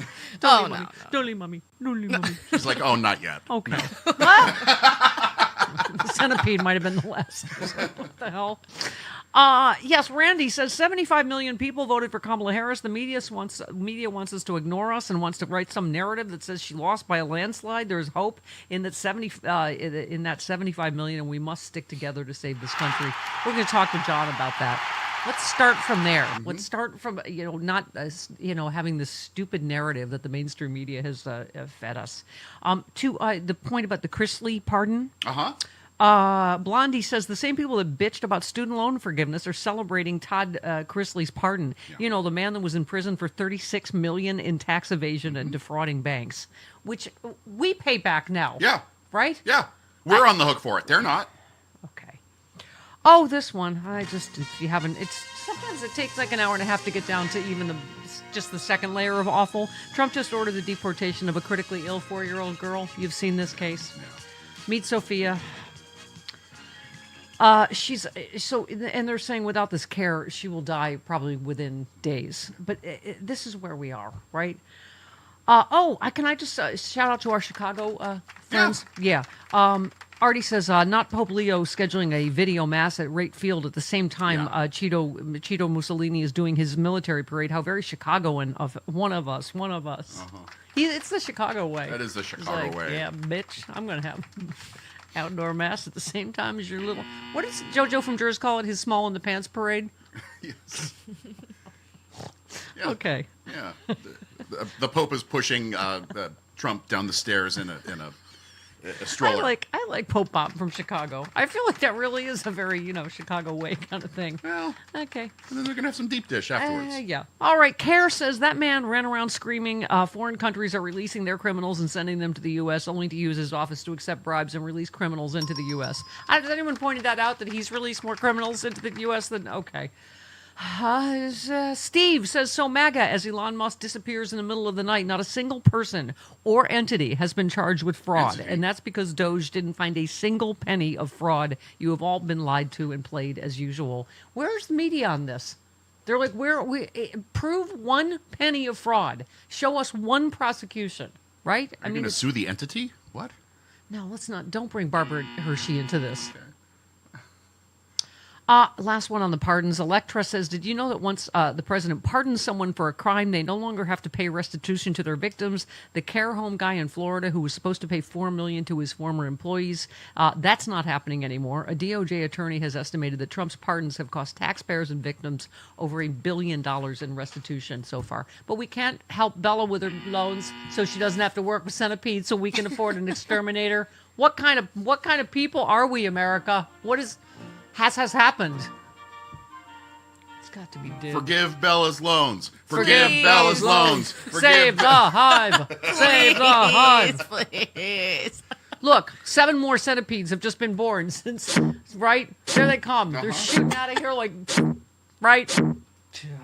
There's Bella's college loan debt going up. Yep. Yeah. Baby centipedes shooting everywhere. I don't even want to think about All that. right.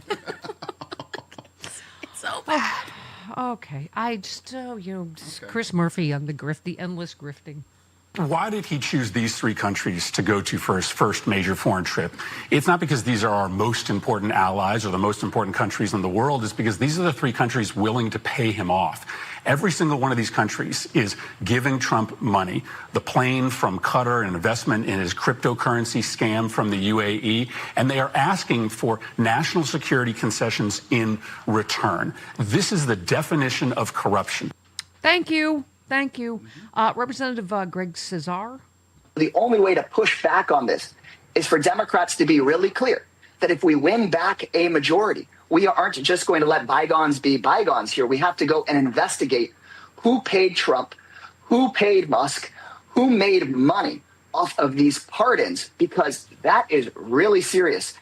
Yeah, thank you. This is what Democrats want. Speaking of this party conversation, Chris, Democrats that fight, that don't just go, we have to, let's move forward. Let's not look back. Are you kidding me? If we do nothing about this blistering array of crimes, I mean, Elizabeth Warren said it too. We're not done with Musk. He doesn't get to just, steal our data, God knows what all, right? Yeah. Open the back door to Russia and then just go, okay, see ya.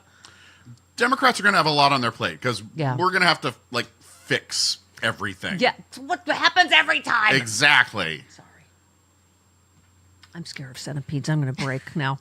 Got myself freaked out. Okay. 46 minutes after the hour, this portion of the show. Yay! Yay, Olivia! Hello, Olivia Troy. Hello. Oh my God, I'm in shock. That was amazing. Can you hear me? Yes, we can hear you. Totally hear you. I'm sending it to you. It's your new ringtone. Yes. Good morning. Oh my God. I literally was sitting here and I'm like, wait, what? What is happening? I'm like, what? What is even and then happening? I was jamming along. yes. It was. Yeah. And I think people are like, I'm sure people were like looking at me like, what's going on with this girl? I'm so sorry. I hate that I can't see you and you can't see me, but I'm, Well, as you know, doing the last minute. Yeah. All right, let's talk about that because I know you don't want to get too specific, but this is so emblematic of Trump's America. So you called me yesterday. Just explain what's happening, Olivia. So yes, I call you too because you know me. I'm very by the book. I'm like, okay, I got to make the show. This is what's happened. And it's a family that I love dearly, that I know well, and that I care about. And yesterday on Memorial Day, ICE showed up in front of their house and took the dad away. Oh my God. It's terrible. And this person has no criminal record. Of course not. Yeah. They are, so I'm actually heading up because I want to be there with the spouse and his 3-year-old little boy and to meet with the lawyer and really understand what's happening here and figuring out what happens next. We spent yesterday trying to figure out what facility he was sent to because obviously in today's world, in the America that we're living in, we have no idea if he's going to get put on a plane and shipped off and his wife and son are never going to see him again. Olivia, and this is when we're finding, what is it, at least 50 of the people we put in a concentration camp in El Salvador. We're here legally and have no criminal record of any kind. So, this is what happens when your head of Homeland Security doesn't know what habeas corpus is, right? Yeah, and I got to be honest with you, I saw his wife didn't even know that he had been taken. We watched the Ring camera footage. A colleague of his came in, running in and said they'd taken him. And she sent me the footage. We watched it. It was horrific. It was several unmarked vehicles showed up. There was nothing shown, no paperwork, no ID. We watched the whole thing. They just loaded him up in the car. So what, I'm sure, you actually were a very powerful figure in an administration. What does it feel like now to just all of us feel sort of powerless? Like what are you going to try to do? Because I know I've read a couple of your pieces where you talk about how dire things are, but you always urge people to fight back however they can. So just talk a little bit about. Yeah, I think it's important for people to know their rights and to really understand what is happening here. In the video, I hear him saying, call my lawyer, please call my lawyer. They didn't call in the moment. And I think people need to be prepared for these situations because it's very real. And I know we've been trying to educate people and tell them that it is. And I'm someone that works in Homeland Security. I obviously believe in legal immigration. And I believe that, yes, there are bad people out there. But there are also really good, hardworking people who are paying their taxes, abiding by the law, going through the immigration process, however it is. And we have people basically disappearing off the streets now. And I don't know where this ends because I think this is incredibly dangerous and also just sort of where the rule of law is, right? And what it encourages, the type of behavior. And so, I'm going there just because I want to be there in the meeting with the attorney and understand what happens next. And I want to understand where this individual is at every step of the way. And I think that is important for all of us to be paying attention to this because when you think, it's not going to happen to that family or it's not going to be happening to someone that it is. It's happening. And how many other cases do we not know about? Right. Yeah, and how many people aren't lucky enough to have Olivia Troy advocate for them or don't have an Olivia Troy in their life? It's just you threaded last week. Trump placed over 100 National Security Council staffers on leave. Marco Rubio doing his bidding. The NSC is where our government connects the dots between threats, diplomacy, and defense. It was built to protect America. Now it's being hollowed out. This isn't reform. It's sabotage.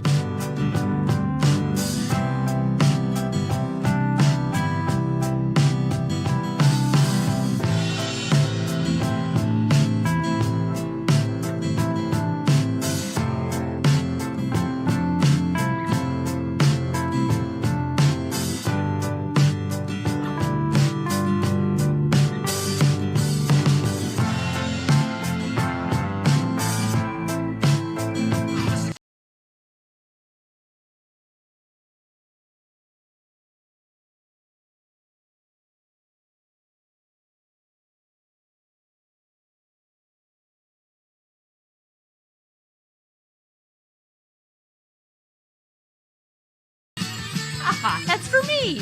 Yay! Go Major Taylor, Los Angeles, my bike club. Woohoo!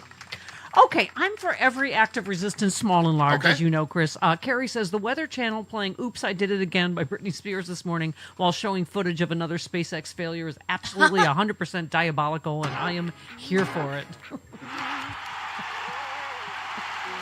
Yeah, I don't... Okay. Am I missing the whole... he's a brilliant businessman? How many never has been. exploded rockets has he had? How many Tesla callbacks? What he's good at is he's good at assembling a team who can do things. Boom. Okay. Bye-bye.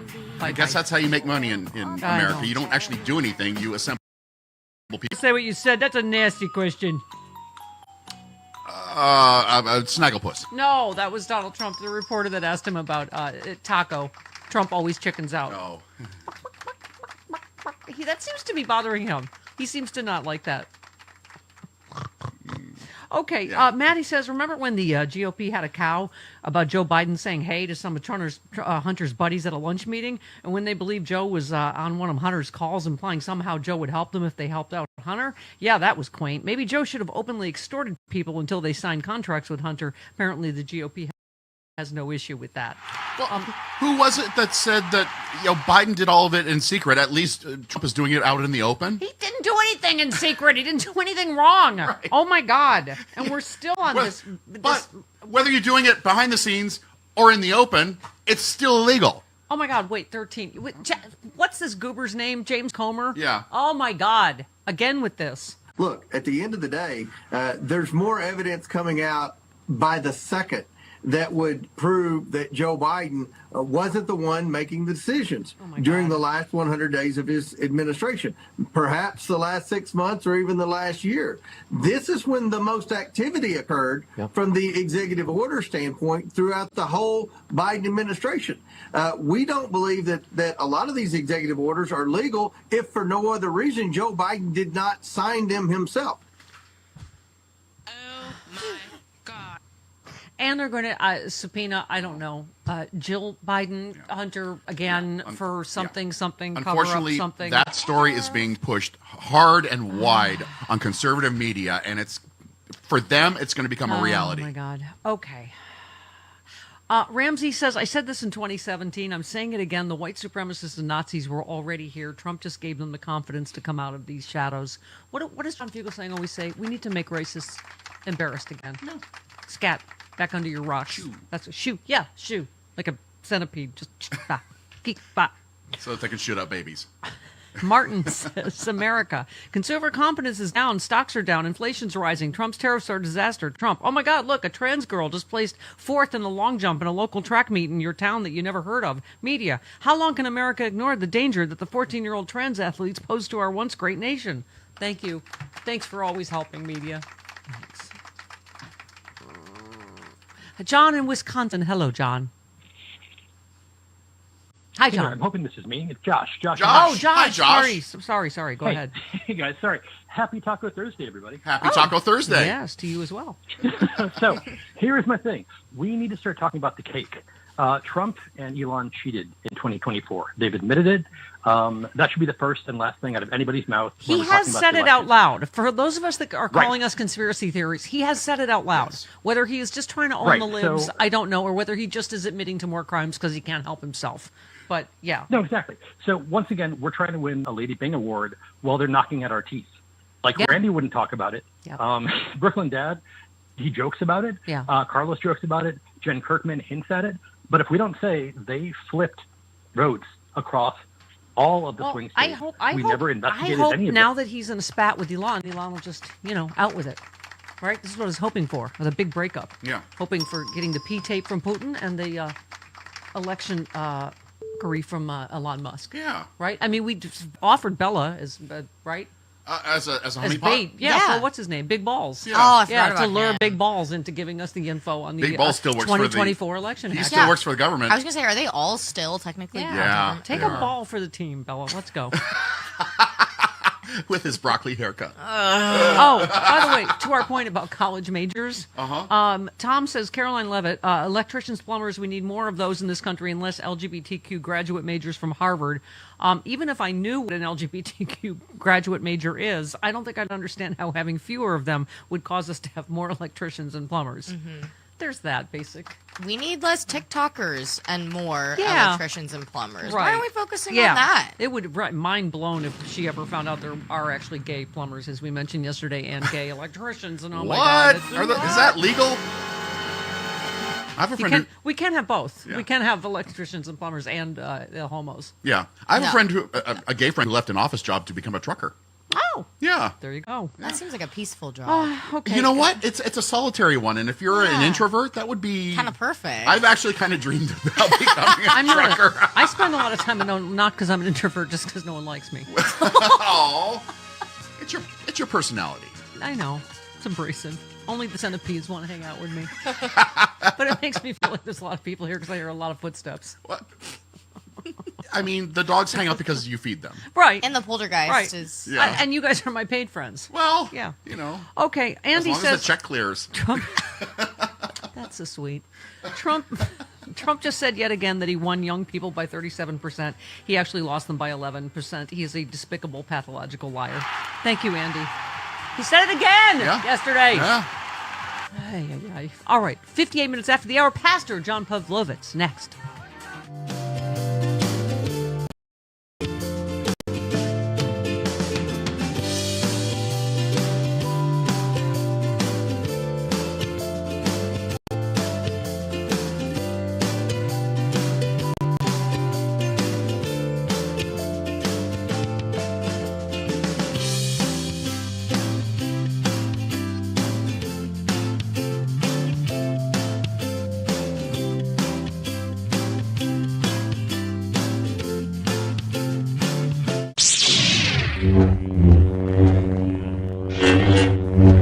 So y'all know Jody Hamilton if you listen to this show, or if somehow, God forbid, you got your radio stuck on the Stephanie Miller one day and you couldn't change it and you were forced to listen to the entire show, you know Jody Hamilton has redeemed much better shows than this. She was the executive producer on the Stephanie Miller Show. She's gotten several Telly and Aurora Awards for her efforts and one Emmy nomination so far.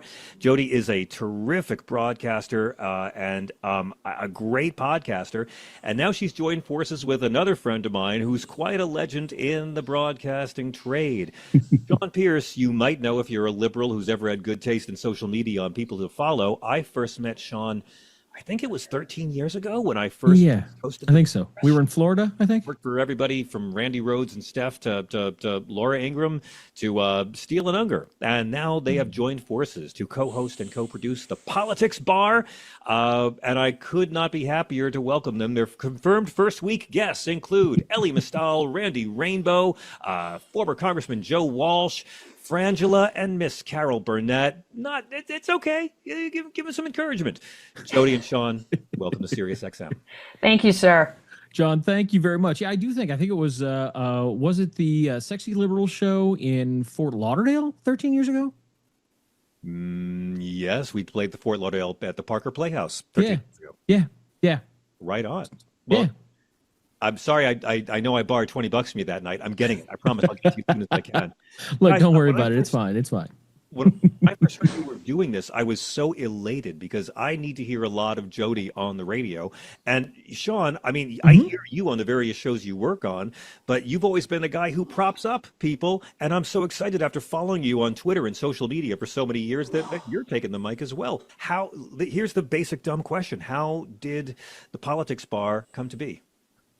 Well, that's a Sean thing. It is kind of. I mean, it's a lot of this. It started, of course, for the last 5 years. I've been the executive producer of the Randy Rhoads Show, and on and off, I've worked with Randy for about 15 years.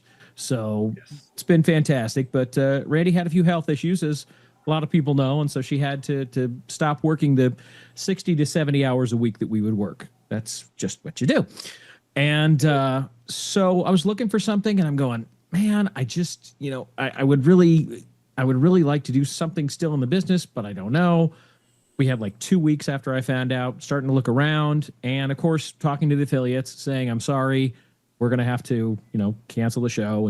And the affiliates are all saying, man, I really wish we had a really good show where people could just, sit and chat. I'm like, all right, well, that sounds like an interesting idea. So, I'm thinking, and I'm like, man, who's available and really kick ass? I'm like, oh, Jody, number one, right there. No, I was like the 14th person he asked. You were not 14th. You were literally the first person. So I was like, so I reached out and we started talking. I didn't necessarily. After Stuttering John passed, right? After John. Absolutely after John. Curtis Lewa was busy. I've seen the list, yes, but no. Lindy Lee was busy as well. There you go. Oh, ooh, ow. Lindy Lee's very busy burning down her name. I mean, exactly. Jody, I was thrilled when you started working for Steph. I really miss hearing you on her airwaves all the time. This gives me the idea that you miss doing this on a regular basis. I did. I mean, it's better hours than Stephanie's show for sure. I don't have to get up at midnight anymore to do my job. I mean, I am getting up early because I need to exercise and stuff like that. But other than that, I don't have to get up at midnight anymore. So that's yay. Try working till midnight sometime. Try working till midnight sometime, folks. Let me No. Oh, it's so good for your social life and health. It's great. But go on. Look, the bar is open until midnight, so that's perfectly fine. But it's a different kind of a thing if you have to get up at midnight. Like when I worked for, God forbid, Laura Ingraham, which I did. I had to get up and be there at about that time too. And that's no fun. No. Midnight? Yeah, 11:30 or midnight, because I was working as an overnight actualities producer. In fact, Jody knows this. For Laura? 2 weeks. Yeah, because Laura Ingram's radio. This was her radio show. This wasn't her TV show. This was her radio show, John. But midnight is when she rises and feeds on the side. That's what my grandmother told me from the old country. Go on, please. I'm just So no. But so for 2 weeks, 2016, I have also sat in the chair at Steph's place, Chris's chair, Jody's chair. I have sat there too. Did that during 2016. And during the 2 weeks that I was starting on Steph's show and finishing on Laura Ingram's show, I was using the exact same sound clips for both shows because I was producing both shows. So right on. Yeah, it's just that the funny thing is that I would cut them straight down the middle. I literally had an ethics agreement with Laura Ingram's show that I would not spin anything for them. I cut the audio straight down the center. Steph, of course, used it and had a lot of fun. Laura used it and was a little grumbly about it. But, as soon as I left, then it wasn't until I left that she decided, oh, now I'm a Trumper. So that kind of tells you, Weird arrangement with her as well, where I use her talking points. We share the same talking points, Dr. Laura. I'm going to talk about how the poor deserve it because they're lazy shortly. But Jody, here's why I'm excited to hear about this, because I'm so sick of the media that is bending over backwards, terrified of being called liberal. I don't think the media is liberal. I think journalists are liberal. Media is as liberal as the corporations that own it. And media is not liberal, but terrified of being called liberal, which is why if you thought it was bad in Joe Biden's last year, both sides, is Joe Biden's age a bigger problem than Donald Trump's multiple felony convictions and sexual assaults? I mean, as we see this country literally being burned down, we have journalists, some of whom I respect, who can't stop trying to push the Democratic Party infighting narrative, which is only natural because they're going to be taking a 4-year process to decide what the new leadership is, and this is the beginning of it. But they've got to run cover for Trump. I mean, reporting the facts is seen as biased, and so you've got to try to load up so much crap on the other side. Last night we played the clip of Van Jones, who had a black guy who said, I voted for Trump because he's an asshole. I'm like, that guy gets to be on TV? That guy needs a TED Talk? So I say this, of course, because we're hearing all the stuff about Jake Tapper's book about Joe Biden and his age. And I was wondering, Jody, how you feel about how the media is portraying where the Democrats are at right now. I think that Jake Tapper's book is bullshit, and I'm glad I'm on Sirius and not on terrestrial. By President Reagan, President Obama, and President Trump. So I don't know where they're getting this coup language from. This is a huge setback for Trump and his administration. Yay! Yay! We love setbacks. We can't have nice things like Pastor John. Pastor John Pavlovitz is here. We love him so much. Yay! Hey, how's it going, friends? Hey, John. You wrote a piece that I said I absolutely have to have you on to talk about. While the right is devouring America, the left is eating its own. That I loved so much, and now you've written 6 more pieces. So I'm going to need you for more than an hour. As long as you need me, I'm here. But you know what? Your one tweet, or what was it, Blue Sky this morning, just says it all. Our current president is severely mentally unwell, and the media needs to cover it now. Thank you. I mean, in the whole Democratic infighting, Tapper book, all of this stuff, oh my God. Look what he's done just in the last few days, John, or said. Yeah, it's one of those things where you can't quite believe at any given moment that no one is responding to this, or at least the usual people are not responding to it. And you're just hoping for some sense of sanity to take over and people to say, this is unacceptable, it's unsustainable, and it's dangerous to all of us. Well, and I keep saying the Tapper book is a perfect example of how we got here. And Pilgrim threaded, the problem isn't that Jake Tapper is the worst of the American media. It's that he is what the media has become. An old man spoke more slowly. Bigger scandal than Watergate. Trump is literally selling pardons in the open. Yawn. I mean, look at just these pardons in the last few days, right? Yeah, and it's not like we didn't see this coming. I think that's on the left. There's a lot of exhaustion from things playing out exactly the way we had been saying for 10 years, really, that this was going to play out, especially this second term. All the markers were there. All the Project 2025 stuff was in place. And I think there are many people like myself, like you, who are just wishing that people could have had a little foresight a couple of years ago and saw that this was going to happen and spared us all. Because as we talk all the time, Stephanie, this isn't just about liberals and progressives being protected. This is about people on the right who are human beings that we care for, that we see their dignity and their humanity, and we want to spare them as well. So it's a nonpartisan tragedy, really. Part of this it's the whole dude bro universe that we talked about, like, oh, we have to get young men back. I mean, we just talked about the Tates being sentenced, and Nettie said, this is who MAGA is. This is who they strive to be. They elected an adjudicated rapist. Andrew Tate, Donald Trump, etc. are role models to them. And someone else said, Weinstein, Epstein, the felon, the Tate brothers, Diddy, the deplorable dude era needs to end. Yeah. There's got to be a way we get young dudes without getting that kind of dude, right? Yeah, the tragedy is somewhere along the way we made compassion a character flaw for men. And I think partly, the right commandeered faith, so they were able to take that and mold what a religious person should look like, which is somehow starved of compassion and empathy. And I think that's the problem. We need to figure out how to normalize and actually celebrate an empathetic heart in a young man, because right now all the role models that many people on the right are getting are from their parents who are worshiping this serial rapist. Predator. Yeah. It's a tragedy. Yeah. So, there's been so many pieces since your piece. There's, hold on. Obama world loses its shine in a changing, hurting Democratic Party. After there's a story about, after Kamala Harris entered the race, she asked Jim Messina, who was Obama's campaign guy, to come on board.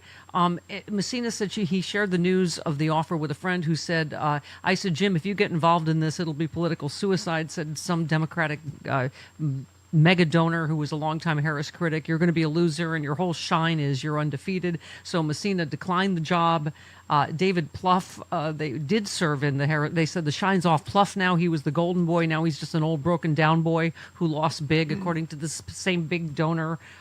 They can't write enough of these stories about Democratic infighting, right? More Democrats openly criticizing Obama's strategists and consultants. on and on. This, Jonathan Capehart said something. I want to get to the crux of your piece, John. But he said he asked Obama's camp to help the Democratic Party carve a path by turning their attention to the next generation of voters. He said at a certain point that class of folks has to start listening to the next generation coming up because they have ideas, they have ways of reaching out to the voters to mend the Obama coalition that they just don't have. They don't have the feel for it because they're not from that generation.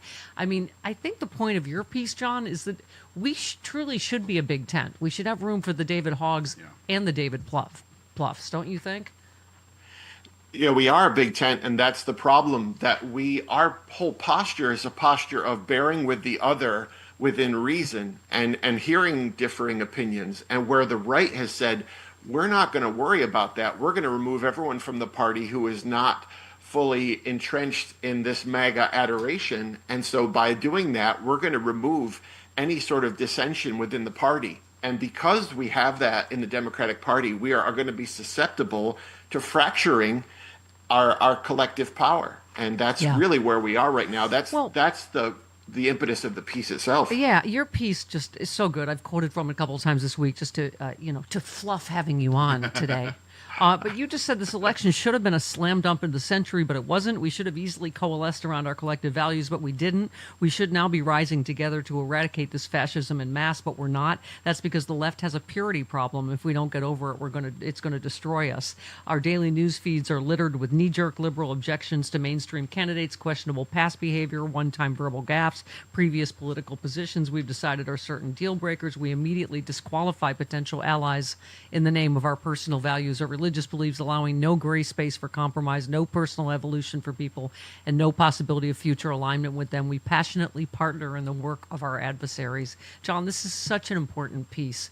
Just talk a little more about it, because there's been so many, autopsies. I was saying this was like one long diagnosis murder where the autopsy scene goes on forever. But talk a little bit about the impetus of your piece. Well, I think losing breeds this kind of finger pointing. It's going to be natural. We're going to have those postmortems, as you said, and no one wants to hold culpability for their part in allowing Trump to ascend for a second time. That's right. And so for the same way that Republican voters, no MAGA voter wants to claim responsibility for what's happening now, even if they know that it's true.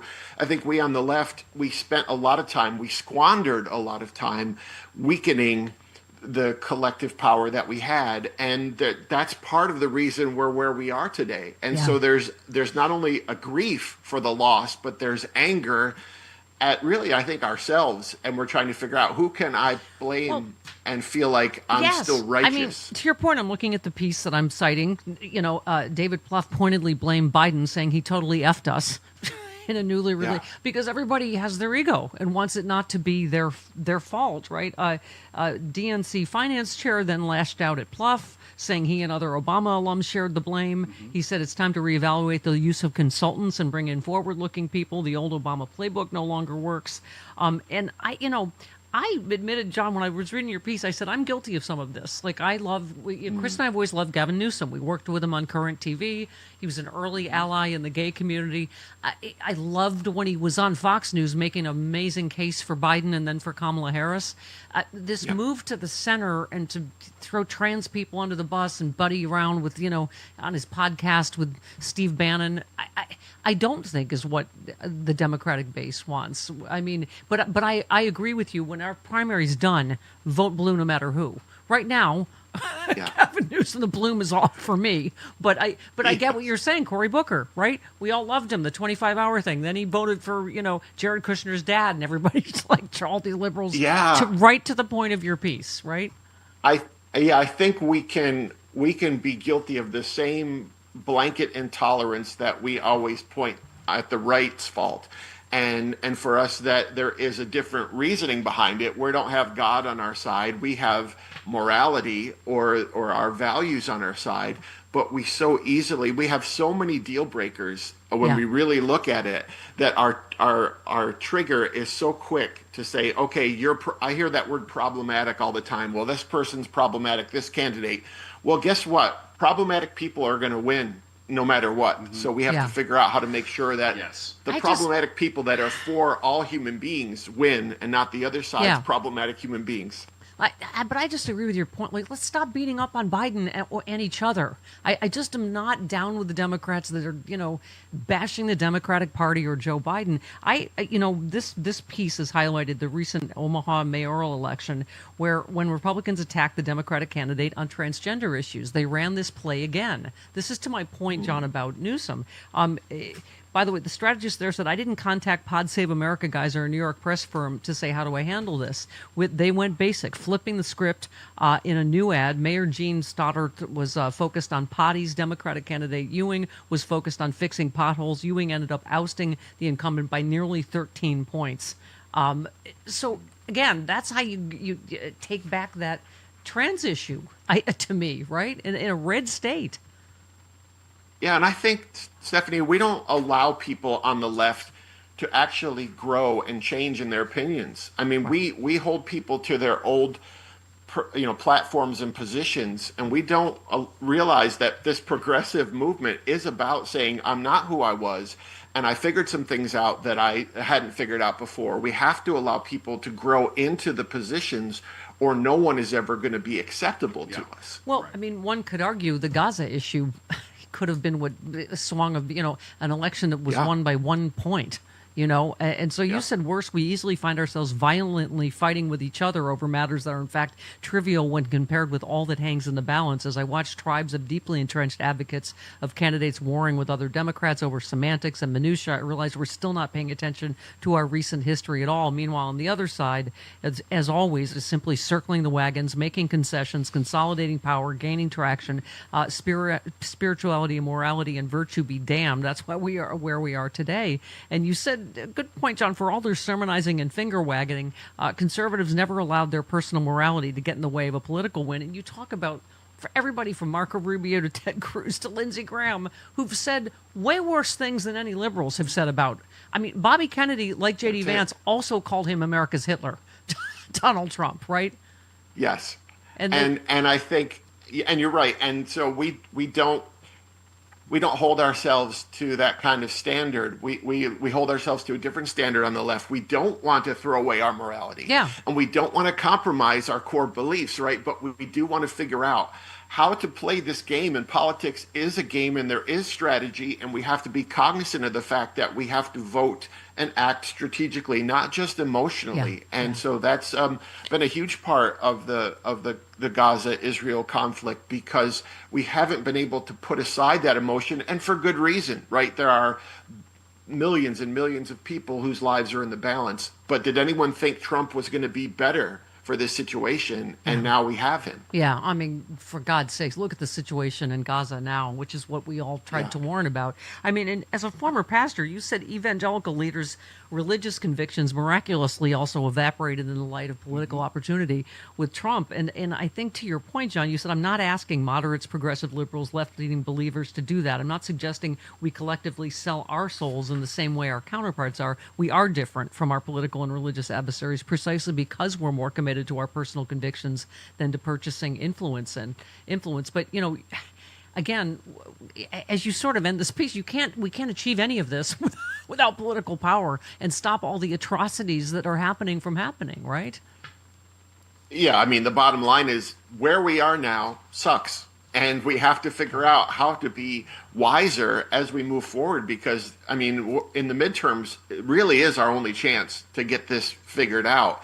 And so we have to all look inward and say, okay, how was I complicit in whatever mistakes were made over the past few years, especially the last cycle, and say, I've got to do better. Not just because it's the right thing to do, but because we're trying to save a republic right now. Yeah, absolutely. So let's put it together. Yeah, and we're going to continue that conversation next 20 minutes after the hour, this portion of the show. Good morning, Charlie Pierce. Greetings, my people. Good morning. You're in a very wise Buddha mood this morning. I am.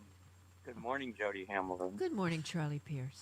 Hi, Bella. Oh, geez. Okay. Hey. Hi. Bella's in a mood. having a morning. Leave her alone. Yeah, bad morning. Is Bella having an episode? She's having her car My didn't car. work. It's a whole thing. All right. Oh, man, Bella. Anyway, Get Stephanie to buy you a real car. Stephanie doesn't even have a real car. Well, I know that because Mine's they won't give her a license. She drives the Munsters mobile. So, Charlie, we just hung up with Olivia Troy, and I'm telling you, her pieces are just like yours. Yours was about our ignorant government wants us to close the lab that can stop a new infectious disease outbreak. And thank you for this. You said you may not know it, but there currently are multiple major outbreaks of infectious disease in the United States. So you talk about that a little bit, because obviously measles is the high-profile one, but listeria, hepatitis. Two of the hepatitis variants. And the Washington Post came up with another one that I missed over the weekend. There's an E. coli outbreak. Oh, wow. Yeah. Yep. And they haven't told anybody about that. Yeah. Because the people who were in that job of informing America when we had, an epidemic disease, they don't have their jobs anymore. Right. Yeah. Well, I mean, Olivia obviously spoke out about how horrible the first Trump administration's response to COVID was, and now she's talking about all of this that you're talking about, cuts to, science, all of that. But you said on April 1st, the outbreak investigation was brought to a halt. All 27 of the lab scientists received an email informing them they were losing their jobs. The email said their duties were identified as either unnecessary or virtually identical to duties being performed elsewhere in the agency. But you say that kind of genetic tracing that the CDC labs performs is not conducted by any other lab in the United States or the world. I mean, and I was saying, Charlie, between this and the brain drain and what's going on at Harvard, I mean, oh my God. I was about to say, it's going to be done elsewhere in the world pretty quick. Yeah. We've given up on it. Yeah. This Harvard, you've got to talk about, because that's up in your neck of the woods, of course. Lawrence Tribe condemned Trump's move to strip 7,000 foreign students of their places at Harvard, calling it obviously unhinged, legally baseless. He said he has no idea what he's talking about. He's simply slinging around, frankly, BS. In a direct message to the students, he said, "Don't be scared. This guy's a paper tiger. He's a tin horn tyrant." He talked about cases all across the country. He's lost over 95% of them. And just talk a little bit about this latest, demand for information from Harvard about Harvard students. Yeah, tell me everything you know about your foreign student. Wow. Yeah. I'm sorry, but I wasn't alive during 1936, and I don't think I missed anything. Right. In Germany. Right. Well, I mean, What is that all about? Tell us about your family. Give us your medical history. I don't know. And if a lot of cases, Charlie, if they're foreign, they have visas. The government has this information already. Most of it, yeah, for sure. Yeah. Although God knows what these people are actually asking for. So, this was, this was one of his 1 a.m. Truth Socials. He demanded the names and countries of all foreign-born students. Again, this is all just meant to intimidate. Yeah. They have this information if they're on a student visa. I think they should all get together and say they're from Fredonia. Or Wakanda. The Department of Kristi Noem announced a ban on foreign students at Harvard, accusing the university of fostering violence, anti-Semitism, and coordinating with the Chinese Communist Party. Wow. That's really quite something. I walked through Harvard Square last week, and there was no violence. Right. You mean Harvard There were Yard? a lot of people buying overpriced clothing. Absolutely. Yeah. There were no riots. Yeah. So after Harvard denied, I mean, Harvard Square isn't even interesting anymore. No. I used to get my hair cut in Harvard Square when I lived in Boston. There you go. Can you park? Can you park in Harvard I Yard? did not park my car in Harvard yet. Okay. After Harvard defied a list of demands from Trump, such as expelling pro-Palestinian protesters, cutting DEI programs on Friday, a federal judge temporarily blocked the Trump administration from implementing the ban.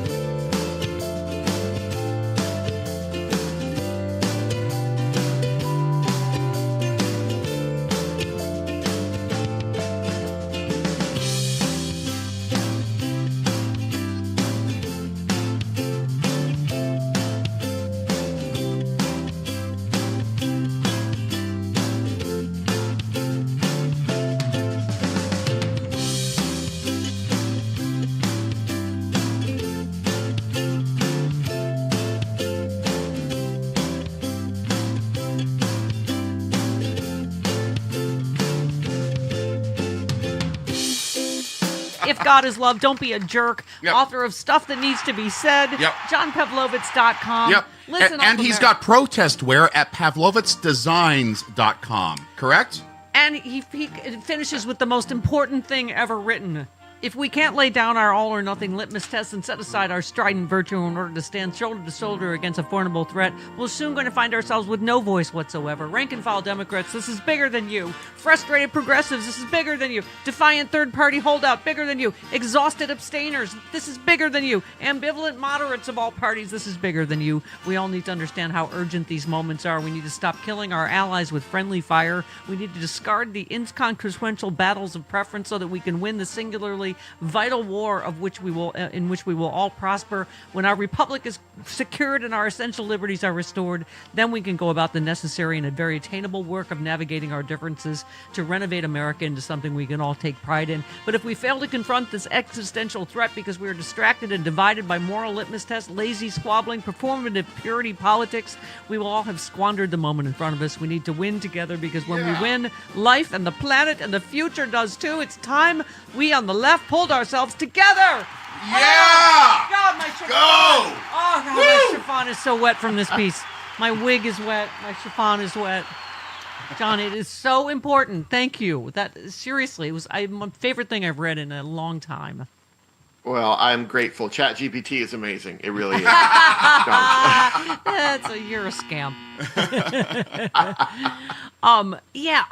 It's so funny. There's been so many pieces, and I just found that so helpful. I mean, this thing about the Obama, crowd or whatever they're calling it, they said, we need to trust the people in the states who are on the ground, who are constantly in touch with voters, and just let this inter-party fighting and whose camp is better and let it go.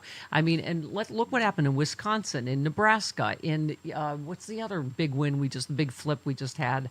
But somebody made the point, they said most of these consultants have been locked in with these candidates before they ever announce, and so there's never any opportunity for any new blood to be part of these campaigns.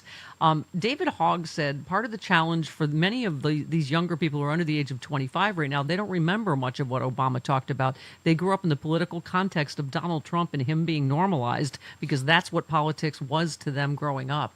I mean, that's really... I just realized that I'm the same age as Obama, and we are old, John. Yes. And I think, the other thing is that we operate under the assumption that the other party is playing by the same rules. And I think the Democratic establishment, who have dug in their heels many times, have done so thinking, well, this isn't the way we win. But now we have to realize that the game has changed and things have evolved to a place where the strategy needs to be different. The conduct and things that were possibly outside of the lines before are not.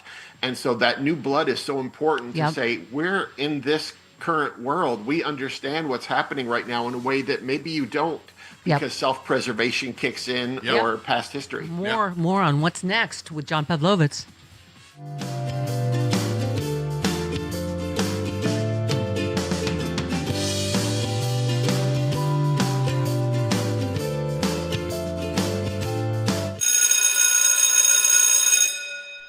Hi, I'm Matt Gaetz, former congressman and distinguished statesman. Can you believe the deep state totally canceled me just because I'm a patriot who likes to party? Does that suck ass or what? This is my new podcast, and you haters can laugh all you want because I allegedly brought a somewhat underage chick across state lines. But guess what that means? I get to do my time in a federal pen, not a state pen, because those are like totally ghetto. So I'm doing this podcast because the accusations against me are the greatest miscarriage of justice since a bunch of Black Lives Matter thugs attacked our Capitol on January 6th, disguised as white Trump supporters.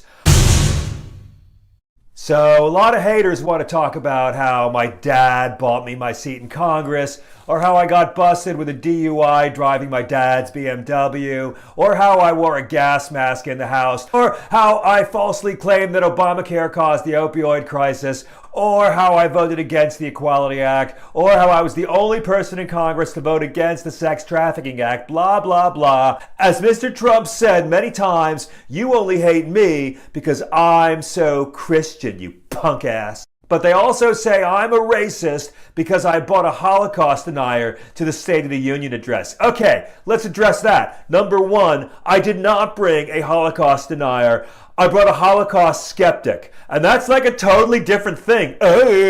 Stop calling me a bigot. It's totally gay. Okay, let's do some fan mail. Dear Matt, you're awesome, bro. MAGA, how is prison? Signed, Jill. Dear Jill, thanks for writing. You did not enclose a photograph in your letter, which indicates to me that you are, at best, a 6. But I'll answer your letter anyway. Prison's sucky, okay? When I came here, they wouldn't let me bring my own pomade into the jail. So I have to buy some homemade prison pomade from the Aryan gang, and those guys won't even tell me what's in it. I mean, it works. It's sticky. The worst part is that for some reason President Trump hasn't responded to any of my phone calls or letters or emails. So I've started this new GoFundMe. It's Tell Donald Trump that Matt Gaetz is in jail and it totally sucks and he needs help at GoFundMe.com. Please tell Mr. Trump that I really need his help. I know he has my number. And so does Don Jr. And so does Eric. And so does Laura. And that douche Jared.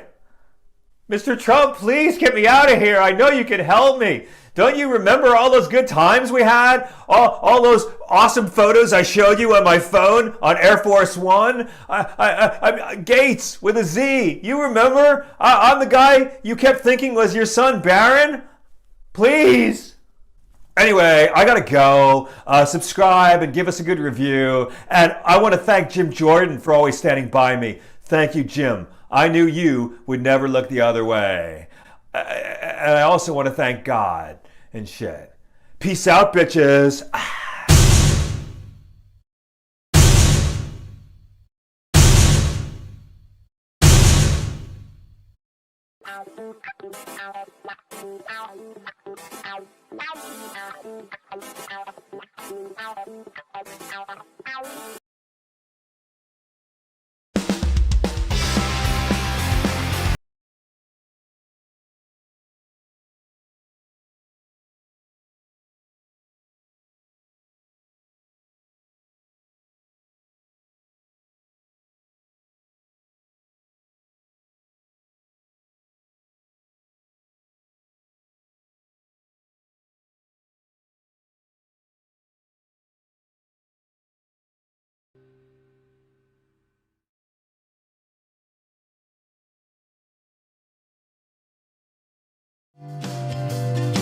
It's dirty. You have criminals. It's homeless shelters. It's insane asylums, and it's a work ground for the criminal element of the city to prey upon the good people. Okay, that was the reality show guy from the real world. And also 11 billion plane crashes since he's been in charge, talking about how public transportation is grimy. Okay, hi, John Pavlovitz. Hi, good morning. So.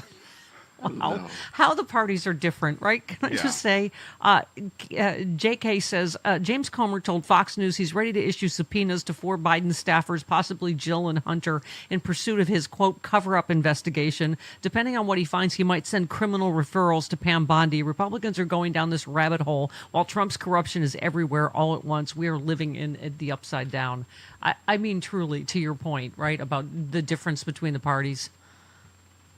Yeah, and I think a lot of us are thinking, well, you know, we're waiting for that moment. There are a lot of people on the left, I think, are waiting for, I need that moment when it's really bad before I'm going to enter into the fray. There are a lot of progressives right now. I think they're just exhausted, right? We've been in this for a decade now, and I think we kept thinking we were going to get a breath. I think when Biden was elected, we thought we'll get to exhale.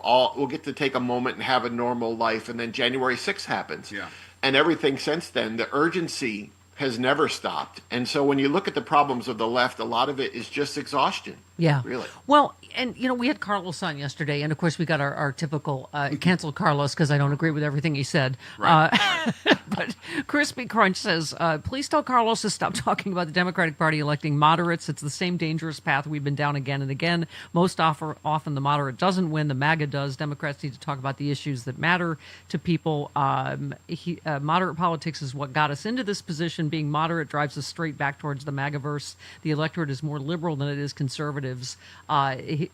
Democrats, we need to act like it is. I mean, I want to get your take, John. One could argue that Kamala Harris, when she started listening to consultants and campaigning with Liz Cheney and, which looked like, again, a move to the center. I mean, I think what happened is our base didn't turn out in the big enough numbers, right? I mean, Frangela always says, stop recruiting at Klan rallies. Like, let's get the people that don't vote, right? So what is your take on that? Yeah, I think there is something that we've lost. We've lost the ability to realize that our sense of rightness isn't going to translate to people who don't really have any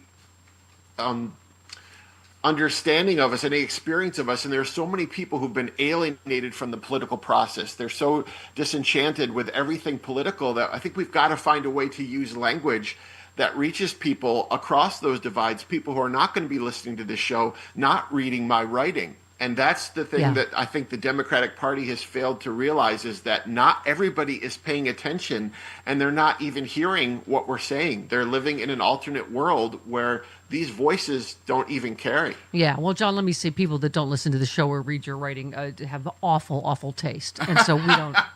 Really and they're horribly care. immoral. Yeah, yes. exactly. Yeah, and they're going straight to hell. Right. No, but I guess I guess my point, what I was saying is, Gavin Newsom's clearly seeming like he's putting his finger to the political wind and moving to the center to run for president. I mean, like someone was saying, he gets that he has to win a Democratic primary first, right? And I think, like we were saying, he's lost 98.6% of his podcast audience because of palling around and normalizing the Steve Bannons and Charlie Kirks of the world. He just had Newt Gingrich on his podcast this week. I would argue it's just not what our base wants. It's not what Democrats want. We want Fox News, Gavin Newsom kicking ass on behalf of the Democrats, and Joe Biden and Kamala Harris, not beating up on Joe Biden or Democrats or etc.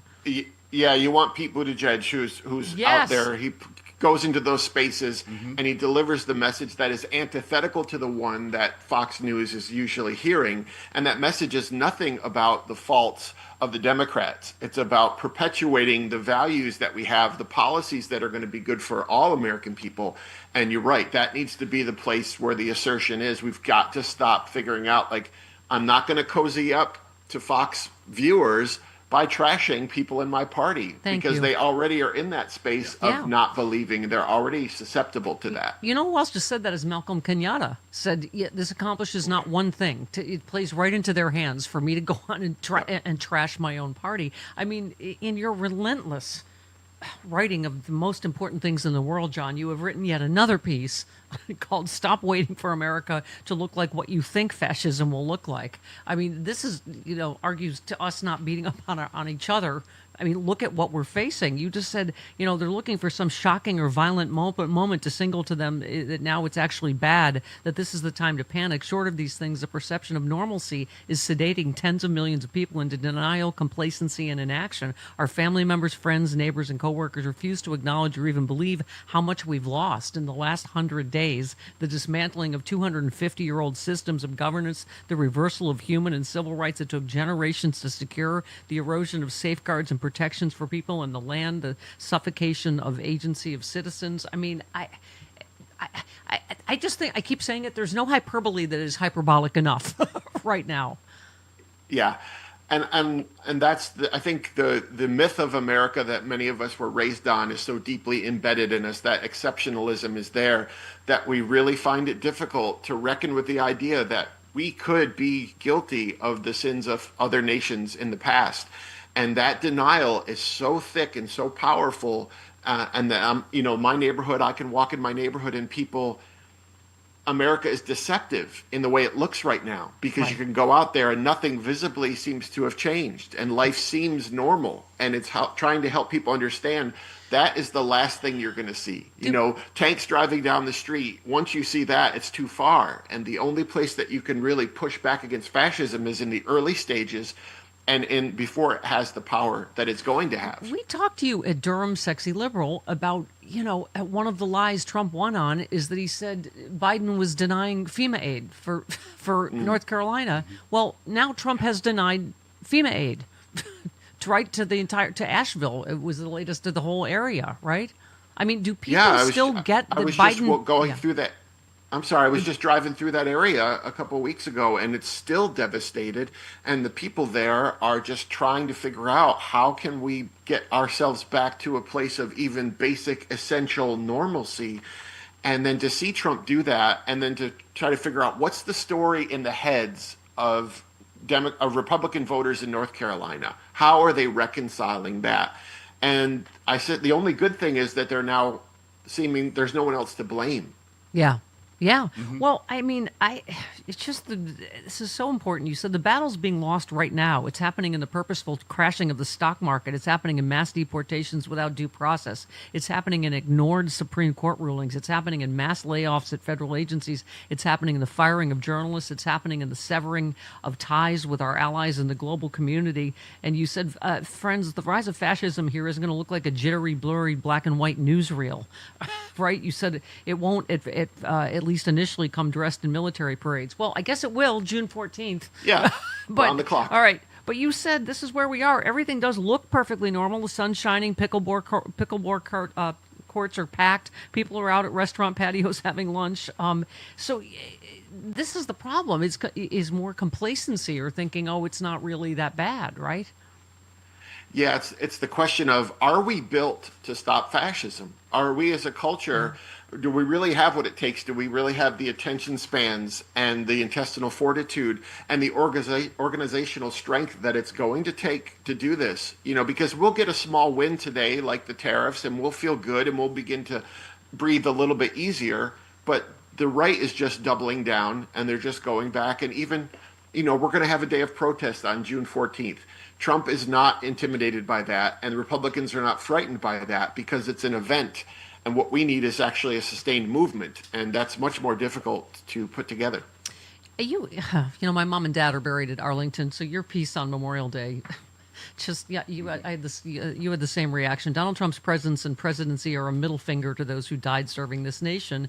You said, imagine telling those brave servicemen and women just before they gave their very lives for this nation that it would one day be placed in the hands of a treasonous felon with abject disregard for the laws of this land, a man lacking a single noble impulse or patriotic thought. Imagine breaking the news to those beautiful souls facing certain death that at 5 or 20 or 60 years later, America would be helmed by a billionaire insurrectionist who would ridicule their bravery, make a mockery of their sacrifice, praise them who followed them in harm's way by allowing a disgraced TV personality to oversee them. I can't. My dad's been gone 40 years, John. I can't even imagine explaining this to him, to what's happened. And I think, Stephanie, the tragedy of it all is that the left has been painted as some sort of anti-patriotic group of people. And the truth is, we have been centering the people of the military and the people who have died for this country in a way that Trump and his party do not. And I think it's the other narrative that we have to assert both our love of this country and our spirituality, those of us who have it. I think the lie that we've allowed Republicans to perpetuate is that we are unpatriotic and we're ungodly. And so I think that's the other part of this. That myth is so strong in people on the right that they'll watch something happen like Memorial Day, and the patriotism and the national fervor takes over, and there's nothing underneath it. It's all a facade. Yeah.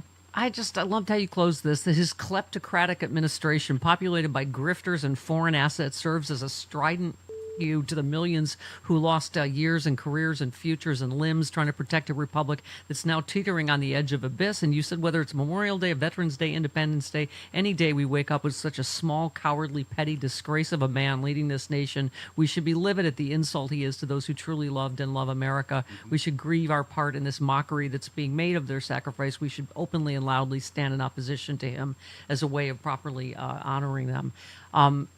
Yeah, I don't think our founders ever could have envisioned an entire party with this much cowardice. Do you?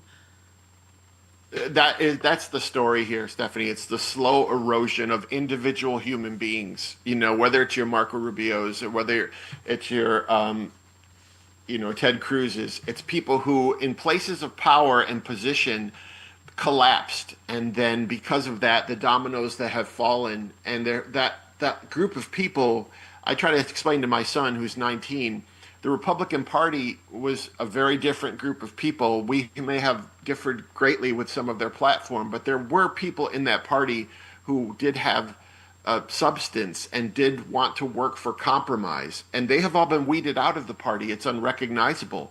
So this isn't even conservatism, and it isn't even evangelicalism of the past. It's a completely new cultic movement that is based around one human being and the power that his voters have. That says they're Christians and are fine with, poor kids dying around the world and food rotting that we've already paid for, and him deporting a 4-year-old girl with cancer that's going to die if she doesn't get treatment.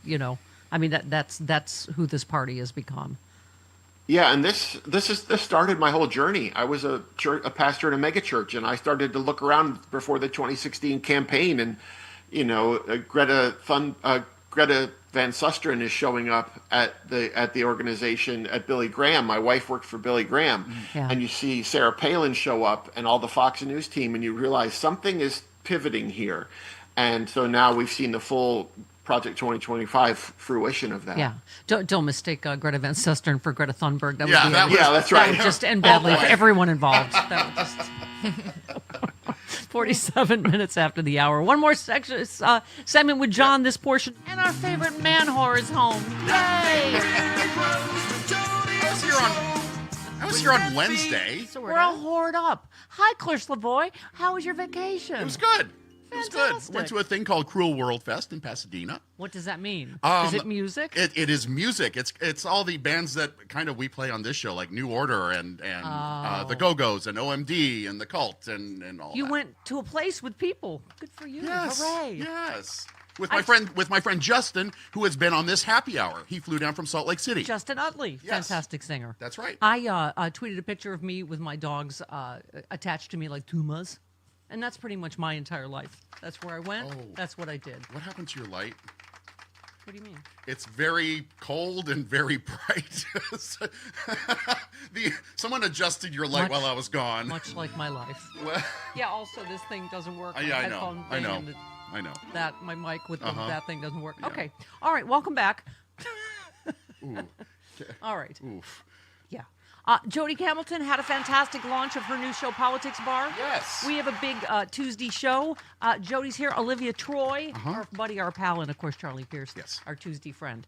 Oh, speaking of music, by the way. What? So we delved into the words to Adele songs because when I'm in the track, because the only place I go is to my bike ride. Right. Oh, you talked about chick stuff while I was gone. Yeah, well, and Bella will find this. No matter when you're born, at some point you will be coasting on the coast. Either something happens, you're an old lady, and I only listen to K-Big and Coast. Really? So, yeah, with the old lady chick songs. So I hear a lot of Adele. And Jody and Bella and I delved into, you know what I realized, Jody? All her songs are very stalky. Yes. They're not. It's not just because remember we did ours. A favorite one is Hello. Hello. It's me. Me. I wondered after all these years, would you like to get together and go over everything? And I just asked last week again: is there any one human that's ever said yes to that? No. Okay, so I don't even know what it's based on. But then it gets stalky, right? I must have called 1,000 times. Right. Yeah. It seems like you're never home. Yeah, that's it. They're not home. They're not screening. Don't worry. Or have blocked your number by the, 4th, 5th, 6th call. Anyway. Who answers a call without knowing who it is anymore? Nobody. Nobody. Okay, here's the Adele song I listened to this weekend on the drive. On the coast? coasting on the coast. Hi, I'm Delilah. Bella has no idea what's in store for her. Doesn't matter what generation you are, you hit a certain age, and it's Or just Delilah. hi. Yeah. We're ghosting on a ghost. Okay, so I forgot this one. This Adele song, "Someone Like You," also stalky. Uh-huh, I yeah. think all her songs are stalky. Potentially. I hate to turn up out of the blue uninvited. I mean, just saying, if she weren't a famous singer, Right. okay. But I couldn't stay away. I couldn't fight it. I'd hoped you'd see my face and that you'd be reminded that for me it isn't over. Okay, that's just creepy. I know she has a beautiful voice and she's very successful. That's. She's also had relationship issues. Yeah. Okay. I needed something to distract from the mind-numbing, stomach-churning, soul-shattering, sphincter-clenching monstrosity that is in our Oval Office. Well, there's I just, Jasmine Crockett, because, you know, that's what you want to talk to the soldiers about on Memorial Day is the trophy wives. Because that would be terrible. Was he talking about some other guy that went bankrupt and then got trophy wives? That'd be crazy. If someone like that. I was like, are you serious? You're talking about someone else that's been bankrupt and married a bunch of trophies. What do you think Melania thinks about that? And if she wants her individual liberty? Thank you. Honestly, did you expect anything different from him, though? Did No, you expect him to you know, give I make it all about him. He'd be on the Exactly. hallowed ground where my Yes. parents are buried in Arlington, going, "God made me president. Right. I'm gonna have the biggest birthday parade Right. ever." Oh, well, you know my favorite's his holiday tweets. Yeah. Well, this was weird. He trothed it and then pulled it Deleted back, it, And then right. put it back. fixed some typos that were in it, and then Yeah, put for it back you, out for you, Well, for grammar. Sure, yeah, because he cares all about me. This would be Memorial Day statement from the bassinet of the 57th. It is. I don't know why they just are my favorites. They become. I look forward to his holiday tweets. This was all caps. Yeah. Happy Memorial Day to all, including the scum who spent the last 4 years trying to destroy our country through warped radical left minds who allowed 21 million people to illegally enter our country.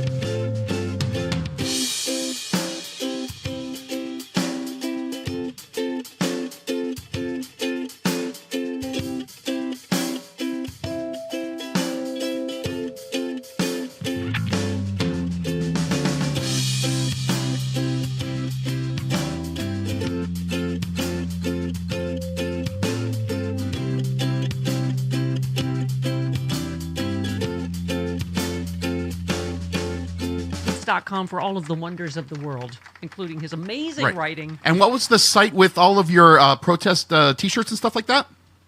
That's Pavlovetsdesign.com. All right, Fantastic.